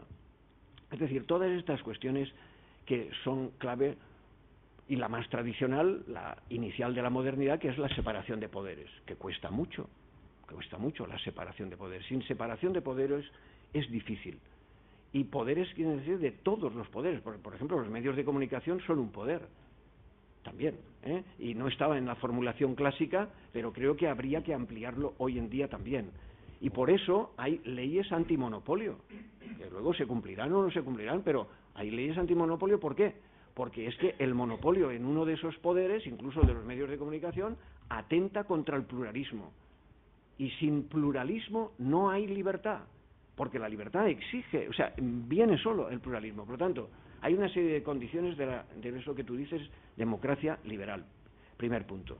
Segundo punto, muy importante para el tema que nos concierne. Las democracias liberales tienen una relación intrínseca con la libertad en el ámbito económico. Creo que lo he nombrado antes. Es decir, la sociedad moderna es una sociedad comercial, una sociedad tecnológica, una sociedad pluralista, tiene muchas características, y tiene otra de sus características, que la libertad es el foco fundamental que se manifiesta en los diversos aspectos, no solo en el orden político, sino también en el orden económico. Y uno de sus agentes son las empresas. Las empresas son uno de los elementos que dentro de un marco económico son los operadores que ejercen las iniciativas. Por ejemplo, el último tipo de empresa, entre comillas, que ha surgido en nuestras sociedades son las organizaciones cívicas solidarias. Por ejemplo, por eso se llama el tercer sector. Pero eso es otro lugar de libertad. O las empresas sin afán de lucro, que para mucha gente chocan, pero existen, han existido y existen, claro. Porque uno puede tener empresas que luego les llaman de ese nombre, que yo me niego a nombrar, porque estoy totalmente en desacuerdo. Y además estuve en el primer congreso de las organizaciones cívicas solidarias, y les dije, no estoy de acuerdo que os pongáis este nombre. No me han hecho caso, evidentemente, nadie me hace caso, pero eso da igual. Pero yo digo lo que pienso, honestamente y razonadamente. A nadie se le llama, por ejemplo, no Pedro, no Juan, no Alberto, sino Juan Luis. Pero que alguien te llame, como en las enseñanzas no universitarias. Pero qué barbaridad, ¿cómo que enseñanza no universitaria?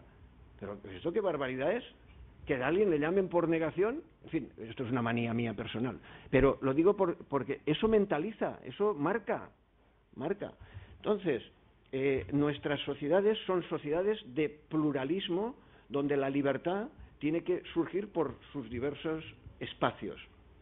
Por lo tanto, surge un problemón, que es una de las cuestiones que tú has nombrado, entre la libertad política, que se ejerce a través de la democracia liberal, que parece como en sus términos políticos no tenga nada que ver con la democracia en el orden económico, que alguien entonces a eso no le llama democracia, en principio.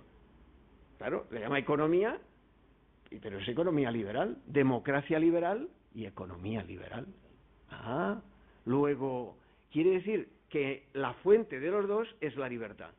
Tercer punto, por lo tanto, eso, segundo punto, tiene que estar claro. Tercer punto, normalmente, y tú lo has empleado también y se emplea mucho, pero yo también lo digo abiertamente para que lo pensemos, en nuestras sociedades se intenta a veces expresar la contraposición como si hubiera política, el mundo de la política y el mundo de la economía, y que la economía va en contra de la política y entonces se ha comido a la política. A mi modo de ver, sinceramente, y estoy dispuesto, claro, para eso estoy aquí, para que lo hablemos de lo que haga falta, yo creo que eso es un error de percepción. A lo mejor el que está errado soy yo porque soy miope. Pero simplemente les voy a preguntar, ¿quién elige a esos que dirigen las entidades económicas? ¿Quién los elige? Sobre todo a las que tú creo que has hecho referencia. Los políticos. ¿Quién ha decidido, esto mismo que yo les he contado, en 1999, quién deroga la ley, llamada Stiglitz también por los dos congresistas y senadores que la defendieron, pero técnicamente el Banking Act? ¿Quién la deroga? El gobierno de Clinton, para más INRI. Después de una discusión, eso sí, desde los años 70. Es decir, con los gobiernos Reagan también, en medio, cuidado. Pero todos ellos. Y en 1999, ¿quién la deroga? Es una ley. ¿Quién da la ley para que se financiarice y gane la economía por delante? No es la economía abstracta, como si fuera el sistema, sino una decisión política liberal de la democracia liberal. Mucho cuidado con esto. Me puedo equivocar, pero yo se lo brindo, pensémoslo. ¿Quién ha nombrado a los directores o presidentes del Banco de España? ¿Y quién al del Banco Europeo? ¿Quién? ¿Quién los nombra? Los políticos. Es decir, la intersección entre el mundo político y el mundo económico en el ámbito contemporáneo y de las finanzas todavía más es enorme. Enorme. Es decir, si ya en la economía tradicional era, en la economía contemporánea es así. Ergo, y ahora podemos contestar con estas condiciones, podemos decir que, a mi modo de ver, la crisis de la democracia liberal, yo personalmente puedo estar muy equivocado, creo que no está en crisis en su sustancia fundamental.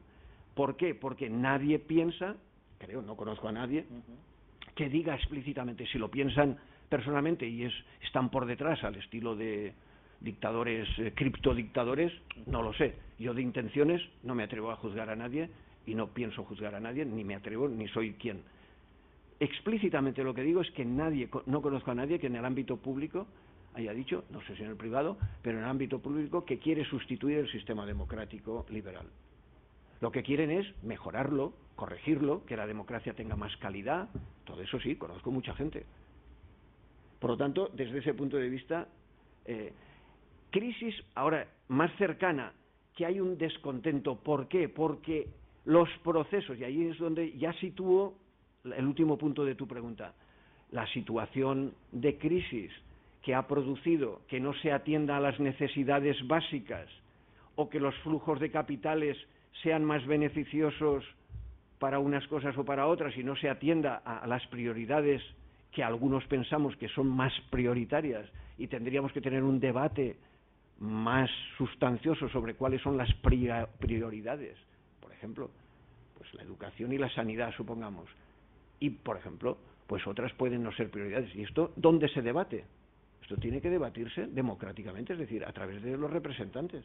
No hay más remedio. Entonces, la democracia liberal como marco creo que no está en crisis, sino que la crisis es que no hemos gestionado bien y el último punto es, ni en los debates, porque no tenemos debates suficientemente, no hay argumentación pública suficiente, hay mucho emotivismo.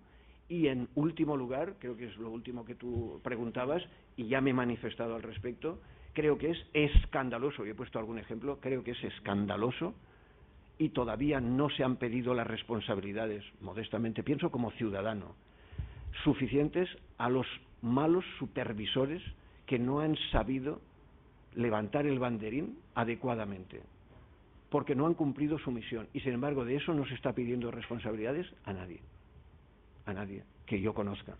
Ayer mismo en la conversación salía, después más en privado. No se ha pedido responsabilidades. En eso estoy totalmente de acuerdo, en ese último punto, y eso sí que genera una desconfianza. ¿Cómo vamos a confiar los ciudadanos? Este es el punto, porque esto es lo primero que he dicho, aunque sea luego deprisa.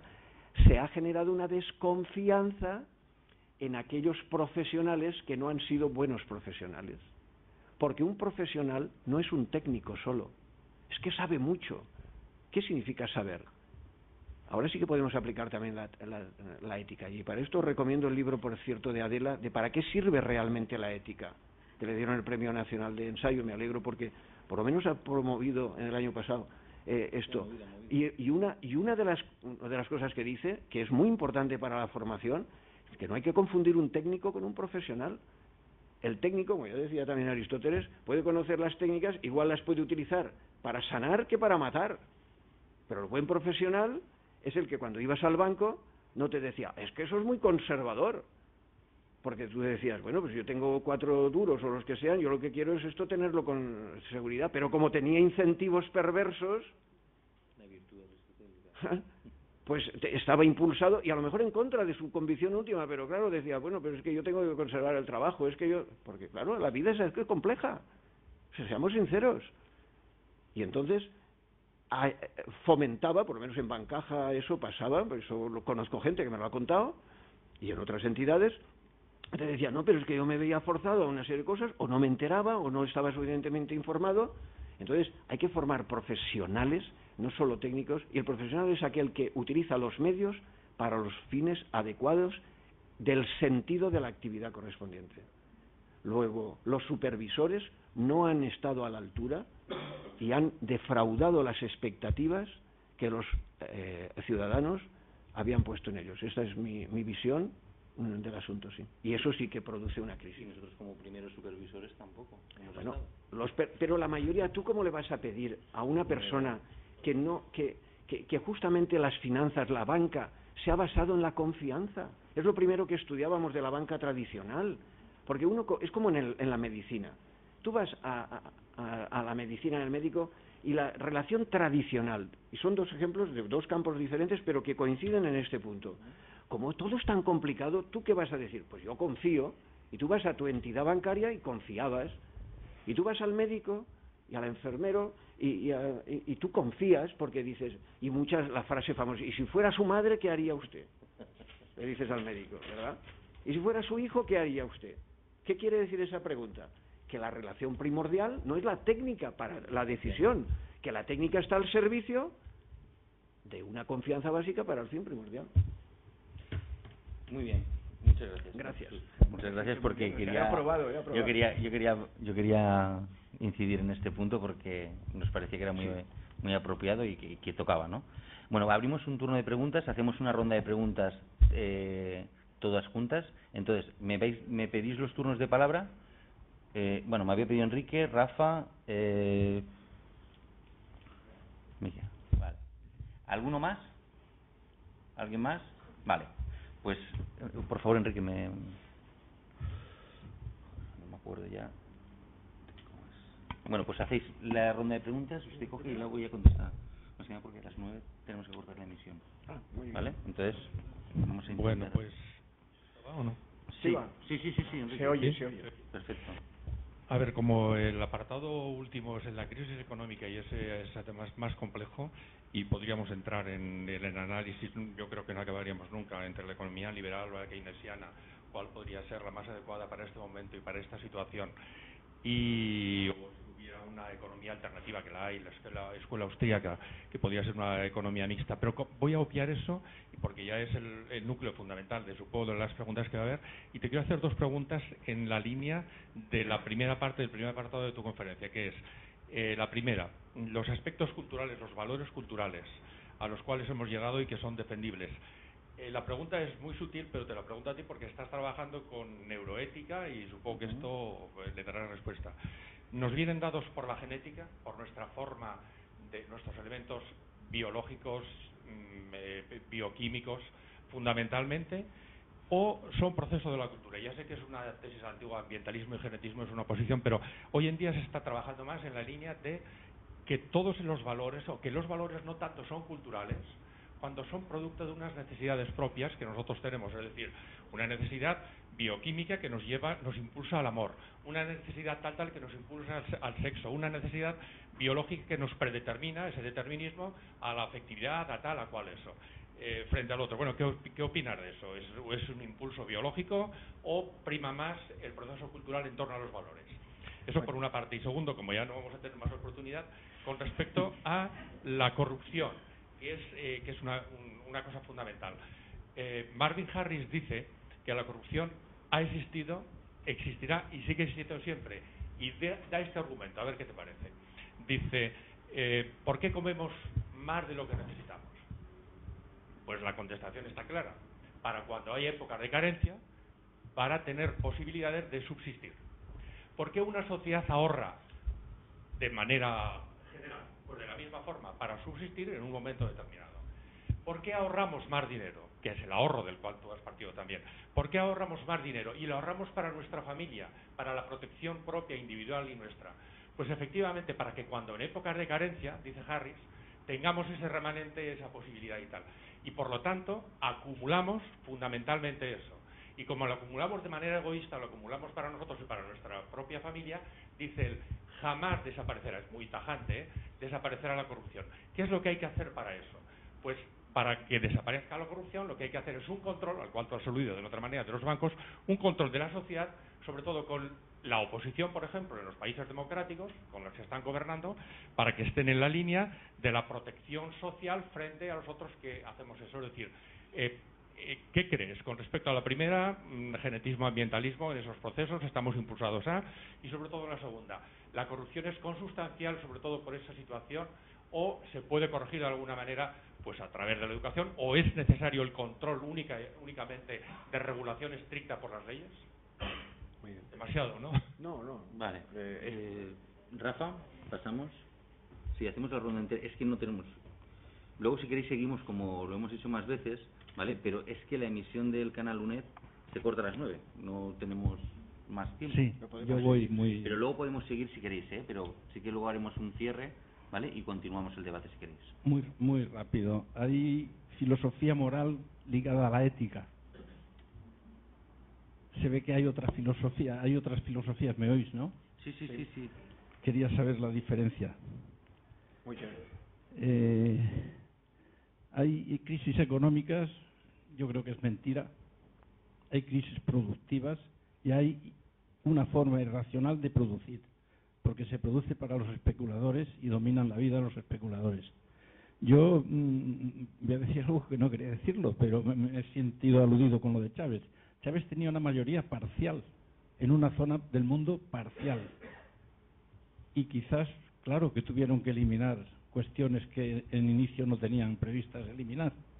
Pero es que lo que había alrededor, amigo mío, nada más que hay que verlo. Y luego quería también, por último ya, ¿qué es más irracional filosóficamente? ¿Las políticas de derechas o las izquierdas? Nada más. Buena pregunta. A ver, sí. ¿Pasar el micro allí? No. Para él. Buenas tardes. Tenemos una economía que está globalizada y en cambio tenemos unos sistemas democráticos que no están al mismo nivel. si eso puede ser una de las causas que han originado los descontroles o el que se haya ido a una sociedad como la que tenemos ahora mismo, ¿la solución iría a una especie de democracia de más nivel, a nivel global, o por el contrario, habría que rebajar la economía otra vez a espacios más pequeños que la globalidad digamos, del planeta? Vale. Tiene 8 minutos para hacer la despedida y luego continuar. Entonces, si quiere 8 minutos a emplear para una pregunta, lo que usted quiera. Sí, Bueno, voy contestando y lo que salga. Pero yo ¿no? corto. Cortas, Tengo que sí. cortar y despedir, ¿vale? Ah, muy bien, pues tú avisa y ya está. Bueno, vamos a... las preguntas son muy importantes y muy interesantes todas y por lo tanto necesitarían prácticamente cada una de ellas un tiempo bastante amplio. De todos modos, por razones obvias, pues voy a intentar esquematizar en la respuesta para que se vea por dónde voy si es que interesa. En primer lugar, los valores culturales.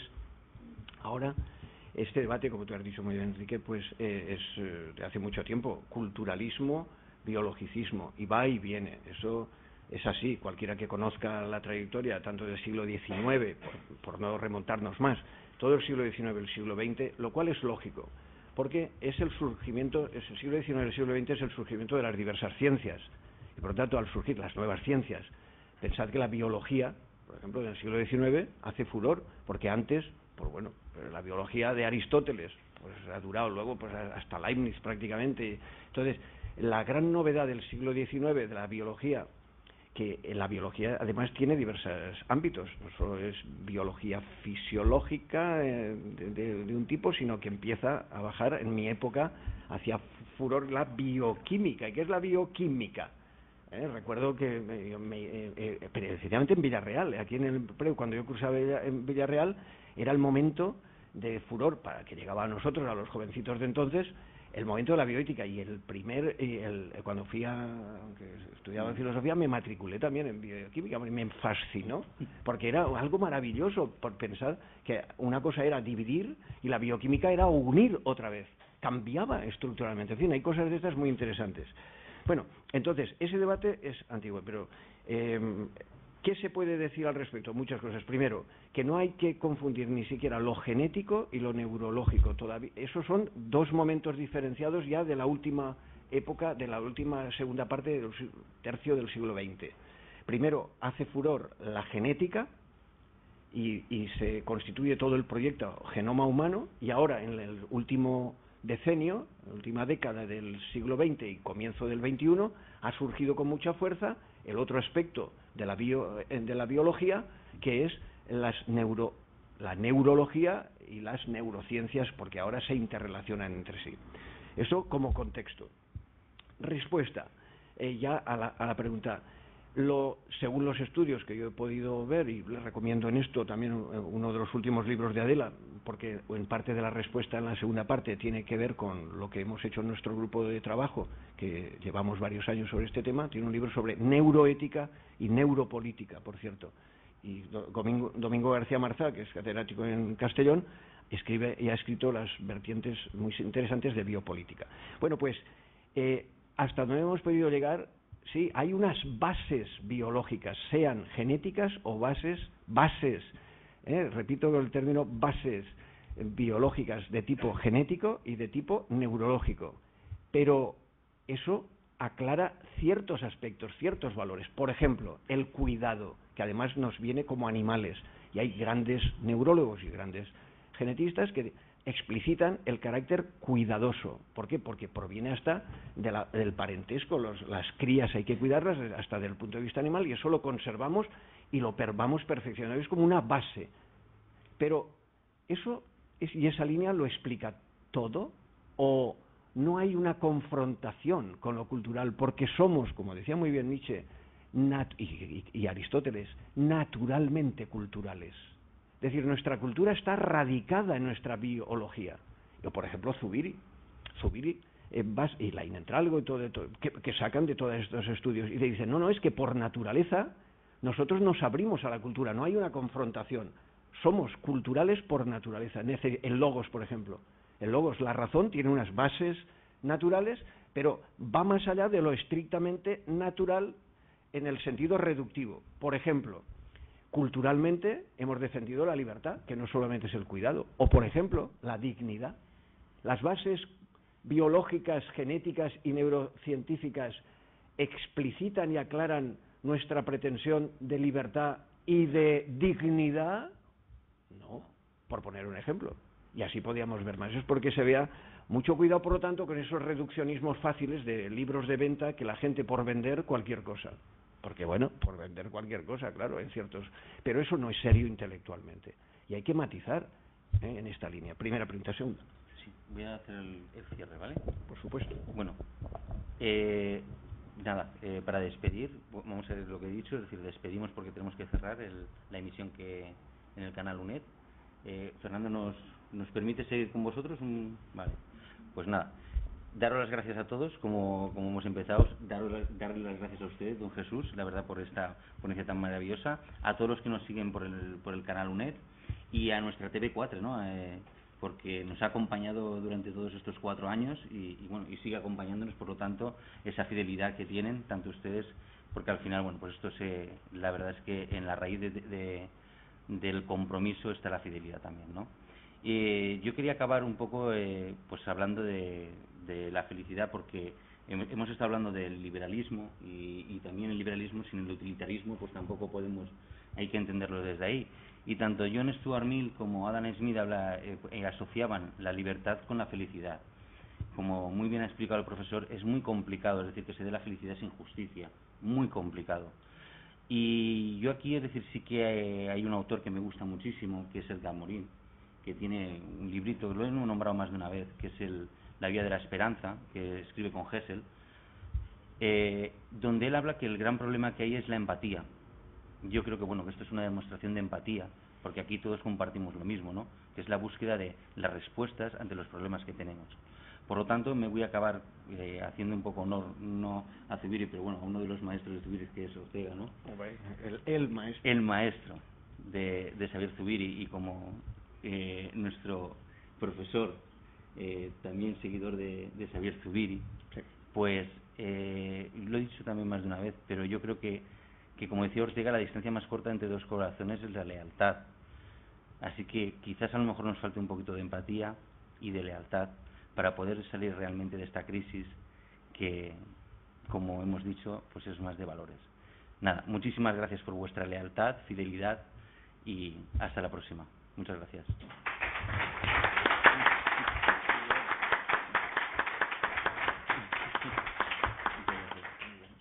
Bueno, seguimos, don Jesús, ¿vale? Estaba con una segunda pregunta de don Enrique.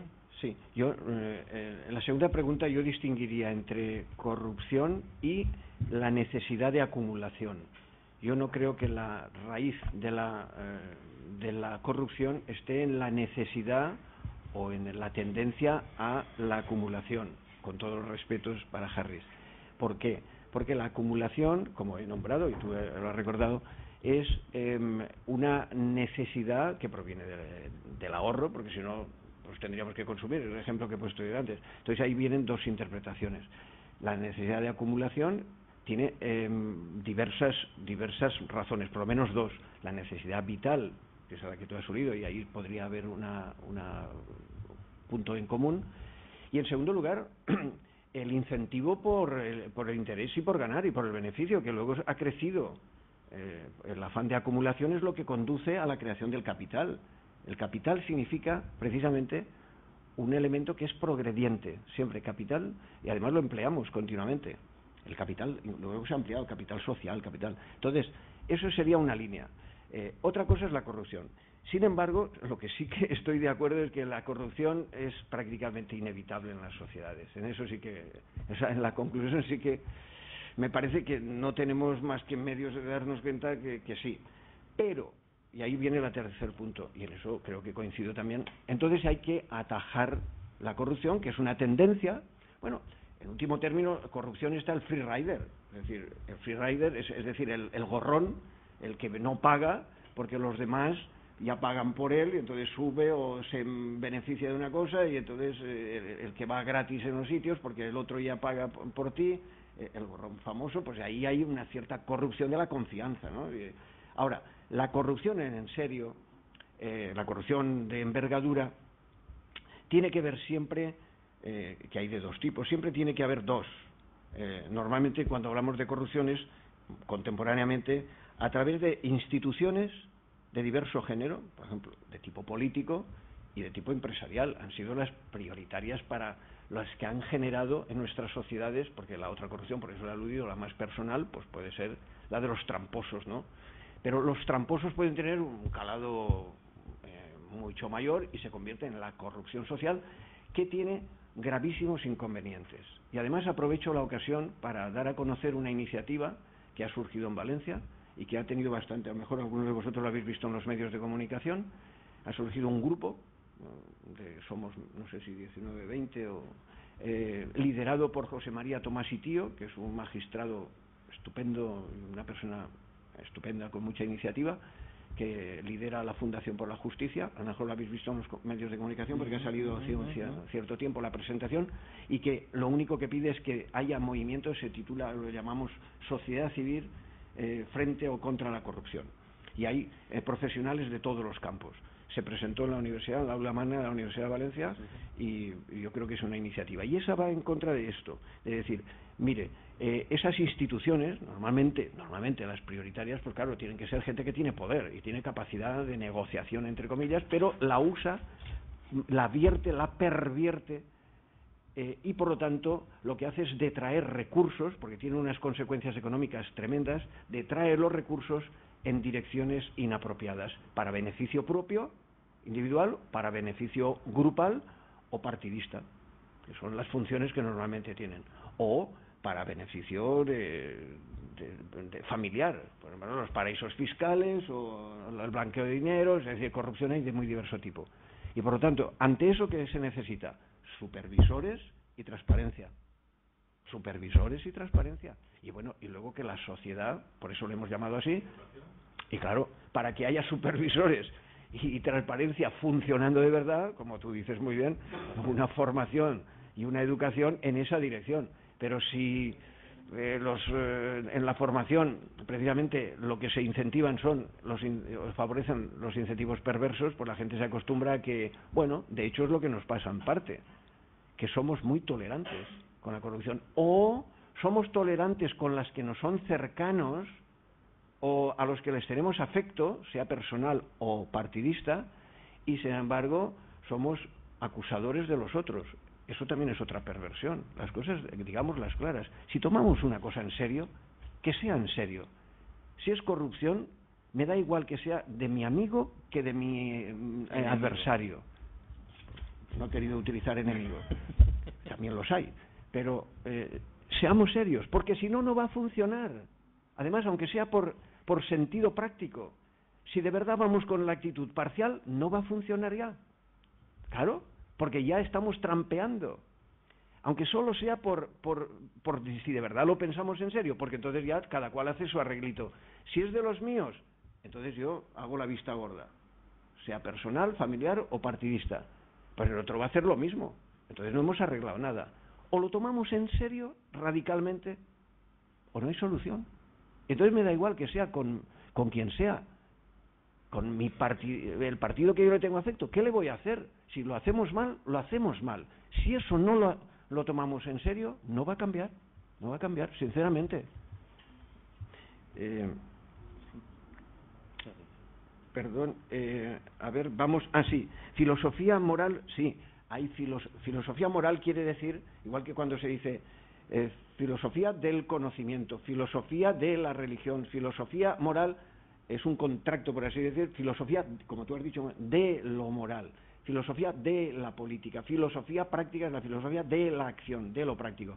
Entonces, no es que haya otras filosofías como si la filosofía moral fuera una cosa del otro mundo, distinta, sino que es la filosofía, la reflexión filosófica que versa, que trata de ese aspecto prioritariamente que está en conexión con los demás. Claro, porque, por ejemplo, si uno quiere hablar de la moral, tiene que hablar de la razón práctica, y la razón práctica no tiene un nivel cognitivo y epistemológico, claro, todo está reunido. Por eso algunos filósofos, por ejemplo Zubiri, piensan, y los grandes filósofos, pues hacen filosofía global de todo. O sea, su filosofía vale fundamentalmente para lo nuclear, pero luego se aplica a los diversos campos, porque son los diversos campos de la vida. Por ejemplo, la estética, ¿qué es? Es filosofía del arte, o filosofía de la belleza, o filosofía de los valores. A eso es a lo que me refería yo con filosofía moral. Y gracias por la pregunta, porque también puede ayudar a que nos entendamos. Crisis económica, productiva, forma irracional de producir. Exactamente. Este es un tema crucial también. Porque ¿para qué se produce? Si alguien estudia a Adam Smith, y actualmente en la realidad, verá que el consumo se ha hecho, como algunos decían, la vanguardia de la historia, es decir, el motor, porque depende de lo que se consume, se produce. Pero entonces no se produce para las necesidades, sino que es al revés, se produce para lo que se sabe con expectativa, la persona lista, que va a ser consumido, aunque sea el que ya no le hace falta para nada. Tengo un amigo, supongo que tendréis, que me decía, compra discos de estos, bueno, disques de esos, dice, no tengo tiempo para oírlos en todo lo que me queda de vida, porque su casa está llena de discos. Dice, no tengo tiempo, no voy a tener tiempo, claro, pero los compra por adicción ya, lo compra todo. Y me lo decía a mí, él mismo consciente, una persona inteligente, y hablando de estas cosas, dice, pues sí, pues ¿qué le vamos a hacer? Y eso, lo malo es cuando eso no es un caso, sino que esa es la rueda. Por lo tanto, como usted ha dicho muy bien, eso es irracional, es una forma irracional de producir, pero es en lo que estamos. Por eso, si no cambiamos la estructura, porque a eso es a lo que favorece, a mi modo de ver, todavía más la financiarización de la economía. Si no se equilibra al menos esa financiarización, o no se reestructura, estamos abocados a esa irracionalidad creciente. Tomémoslo en serio, y ya que tenemos gentes tan preclaras, por favor, tantos especialistas, tantos técnicos, convirtámoslos en buenas profesionales. Luego, ¿qué es más racional? ¿Las políticas de derechas o de izquierdas? Lo primero que tendríamos que hacer es saber qué significa derechas e izquierdas, porque no está nada claro. ¿Qué significa? Esa es una denominación, bueno, por no citar a Ortega y Gasset, que decía, el politicismo de izquierdas y derechas es un ejemplo de hemiplegia. Ortega y Gasset hace un siglo. ¿Qué quería decir con eso? Esta línea que no tan provocativa, pero que él era muy provocativo, un tipo de envergadura. Hay que aclarar qué significa izquierdas y derechas, porque está muy mezclado en realidad. ¿En qué aspectos? ¿Qué significa? Por ejemplo, le voy a poner, se pueden poner muchos ejemplos. En ¿lo liberal es de derechas o de izquierdas? La defensa liberal. En algunos países, por ejemplo, en Estados Unidos, decir liberal es izquierda. En España, decir liberal, en cierto momento, es de derechas. Pero en el siglo, hasta hace muy poco, liberal, se defendía lo liberal frente a los tradicionales, al tradicionalismo. Porque el liberal era progresista. Claro, el liberalismo ha sido progresista frente a los carlistas, por ejemplo, tradicionales, y a los... Es decir... Costa, ¿verdad? ¿Cómo? Maeztu, Costa, es decir, todo... Por cierto, también esto hay que decirlo si hablamos en seriedad, que es la fuerza nutricia de los nacionalismos, que luego en un momento determinado parece que sean de izquierdas, y sin embargo son tradicionalmente de derechas, toda la vida, tradicional. Entonces, tenemos tal confusión, y se podrían poner tantos ejemplos de confusión al respecto, que lo primero que habría que aclarar es qué significa derechas e izquierdas, aparte de estos clichés de los partidos que tenemos, que a lo mejor tienen esa formulación, ¿para qué? Emotivamente para atraer votos. Pero si fuéramos a un análisis, podríamos ver que la cosa es más complicada y más relativa, con toda sinceridad. Por lo tanto, tendríamos que ver, y además en qué aspectos. Por ejemplo, en las cuestiones familiares. Voy a poner dos ejemplos muy sintomáticos, porque esto es muy, como ven, es muy largo, porque si lo tomamos en serio, otra cosa es que hablemos de lo que se dice por ahí, se gritan los mítines y todo eso, pues vale, eso tiene su función emotiva, para atraer unos votos. O sea, yo lo comprendo. Pero si estamos en otro nivel, la cosa es más complicada. Por ejemplo, en la política familiar, supongamos, ¿hemos resuelto bien en nuestras sociedades liberales que parecen progresistas en este aspecto, la separación, las separaciones y el cuidado de los hijos. Es decir, el modelo progresista, liberal en este terreno de la separación, del divorcio, que a la gente le pregunta, ¿esto es de derechas o de izquierdas? Eso es liberalismo. Si usted a lo liberal le acaba de decir que es de derechas, esta defensa de ese modelo es de derechas, según si es que lo hacemos, no lo digo usted, sino yo mismo. ¿Queda claro? Porque no lo hemos resuelto. Si alguien dice, pero es que esto es una barbaridad, porque porque solidariamente, usted no es solidario con los hijos, porque usted está ejerciendo sus derechos individuales. Es que yo tengo mi derecho, yo tengo derecho a separarme, es que yo no quiero ver, pero ese es el derecho del varón y de la mujer, que está ejerciendo derechos individuales muy respetables desde el derecho liberal y de la democracia liberal, y que han pasado y pasan por progresistas, pero desde otro punto de vista, no, usted lo que pasa es que es un egoísta racional que lo único que busca es su beneficio y sus derechos. Ahora traslademos esto, que es progresista, según a la economía. Y alguien que defienda la economía basándose en sus derechos individuales y egoístas, ¿qué le dice usted? ¿Que es de derechas? Liberal. Porque es un liberal. ¿Se da cuenta? Es decir, si hablamos en serio, la cosa es compleja, de verdad. Lo que deberíamos hacer es hablar más en serio. Que hubiera más debate, en vez de gritarnos solo, debatir y de verdad luego elegir las cosas que creamos más oportunas. Pero a mí me parecen cuestiones verdaderamente serias que no se debaten. Por eso lo que usted ha planteado me parece muy bien, a partir de las palabras, es muy serio, muy importante para deshacer clichés facilones, porque la vida no se puede reducir a esos clichés. O sea que gracias también por su pregunta, porque nos ayuda a pensar más en serio. ¿Perdón? No. Sí, por favor, por eso estamos. Yo cuando estoy, a veces me decía, yo si no puedo hablar con confianza no voy a un sitio, claro, y por eso me encanta el que podamos hablar y su planteamiento, porque a veces te dicen, para quedar bien yo no voy a ningún sitio, me voy con mi familia y siempre quedo bien, porque claro, estoy muy a gusto, pero otra cosa es que me equivoque. Bueno, pues para eso voy, para que aprendamos unos de otros y modestamente podamos pensar juntos lo mejor posible, sí. Y la última, sí. Muy bien, esto es verdad, quizá no lo he resaltado y gracias también, porque es verdad, uno de los problemas más graves que tenemos, que pertenece a la historia, todos estamos en procesos, las cosas no son de golpe, y entonces nuestra política es una política más todavía, por lo menos, muy nacional, aunque se va ampliando. Por ejemplo, Europa, ahora estamos muy descontentos de Europa, pero en mi época, y muchos de los que estamos aquí, nuestro ideal era podernos participar, entrar, ir. Cuando yo tuve la primera oportunidad de empleo, precisamente la profesora de inglés me dijo, te voy a buscar un contacto para que este verano, porque ahora esto es fácil, pero entonces era muy difícil. Estamos hablando del año 69, ¿no? 69. Y entonces la profesora de inglés, perdonen que les cuente esto, pero es que me dice, te voy a buscar un contacto para que vayas a Inglaterra, a Gran Bretaña y tal, y entonces, pues así puedas salir y tal. Bueno, no salió y me tuve que ir a Alemania, no pasa nada.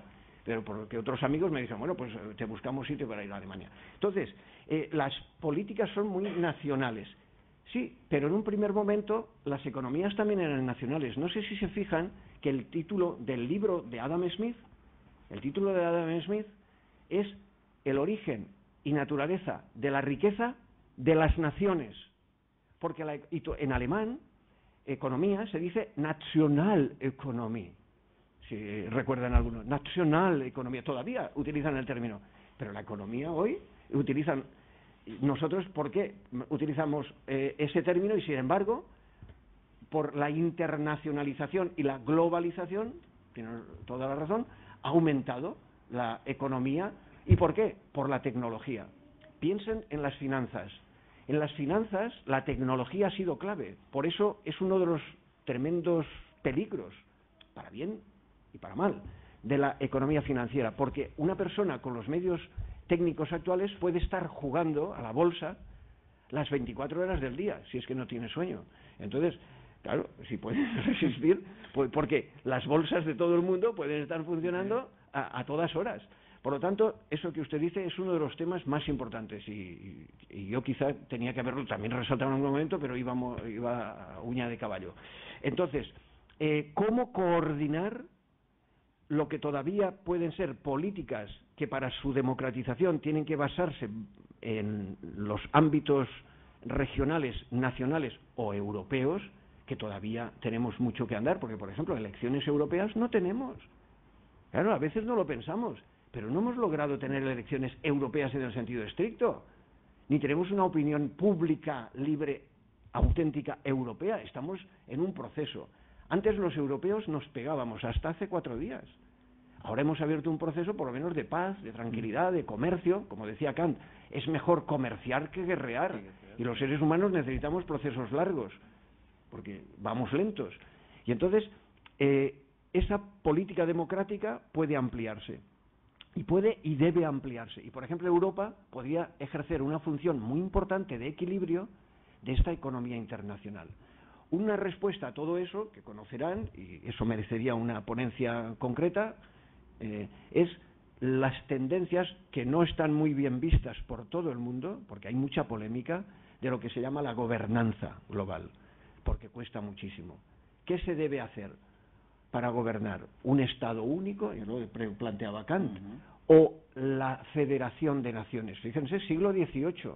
Kant ya lo planteaba, algo que ahora repiten hasta la saciedad y que no hemos solventado. ¿Un Estado único que lo domine todo o una unidad o una federación de naciones? Bueno, una respuesta a eso han sido los regionalismos. Europa es, si van a Latinoamérica, se darán cuenta que nos miran como un ideal.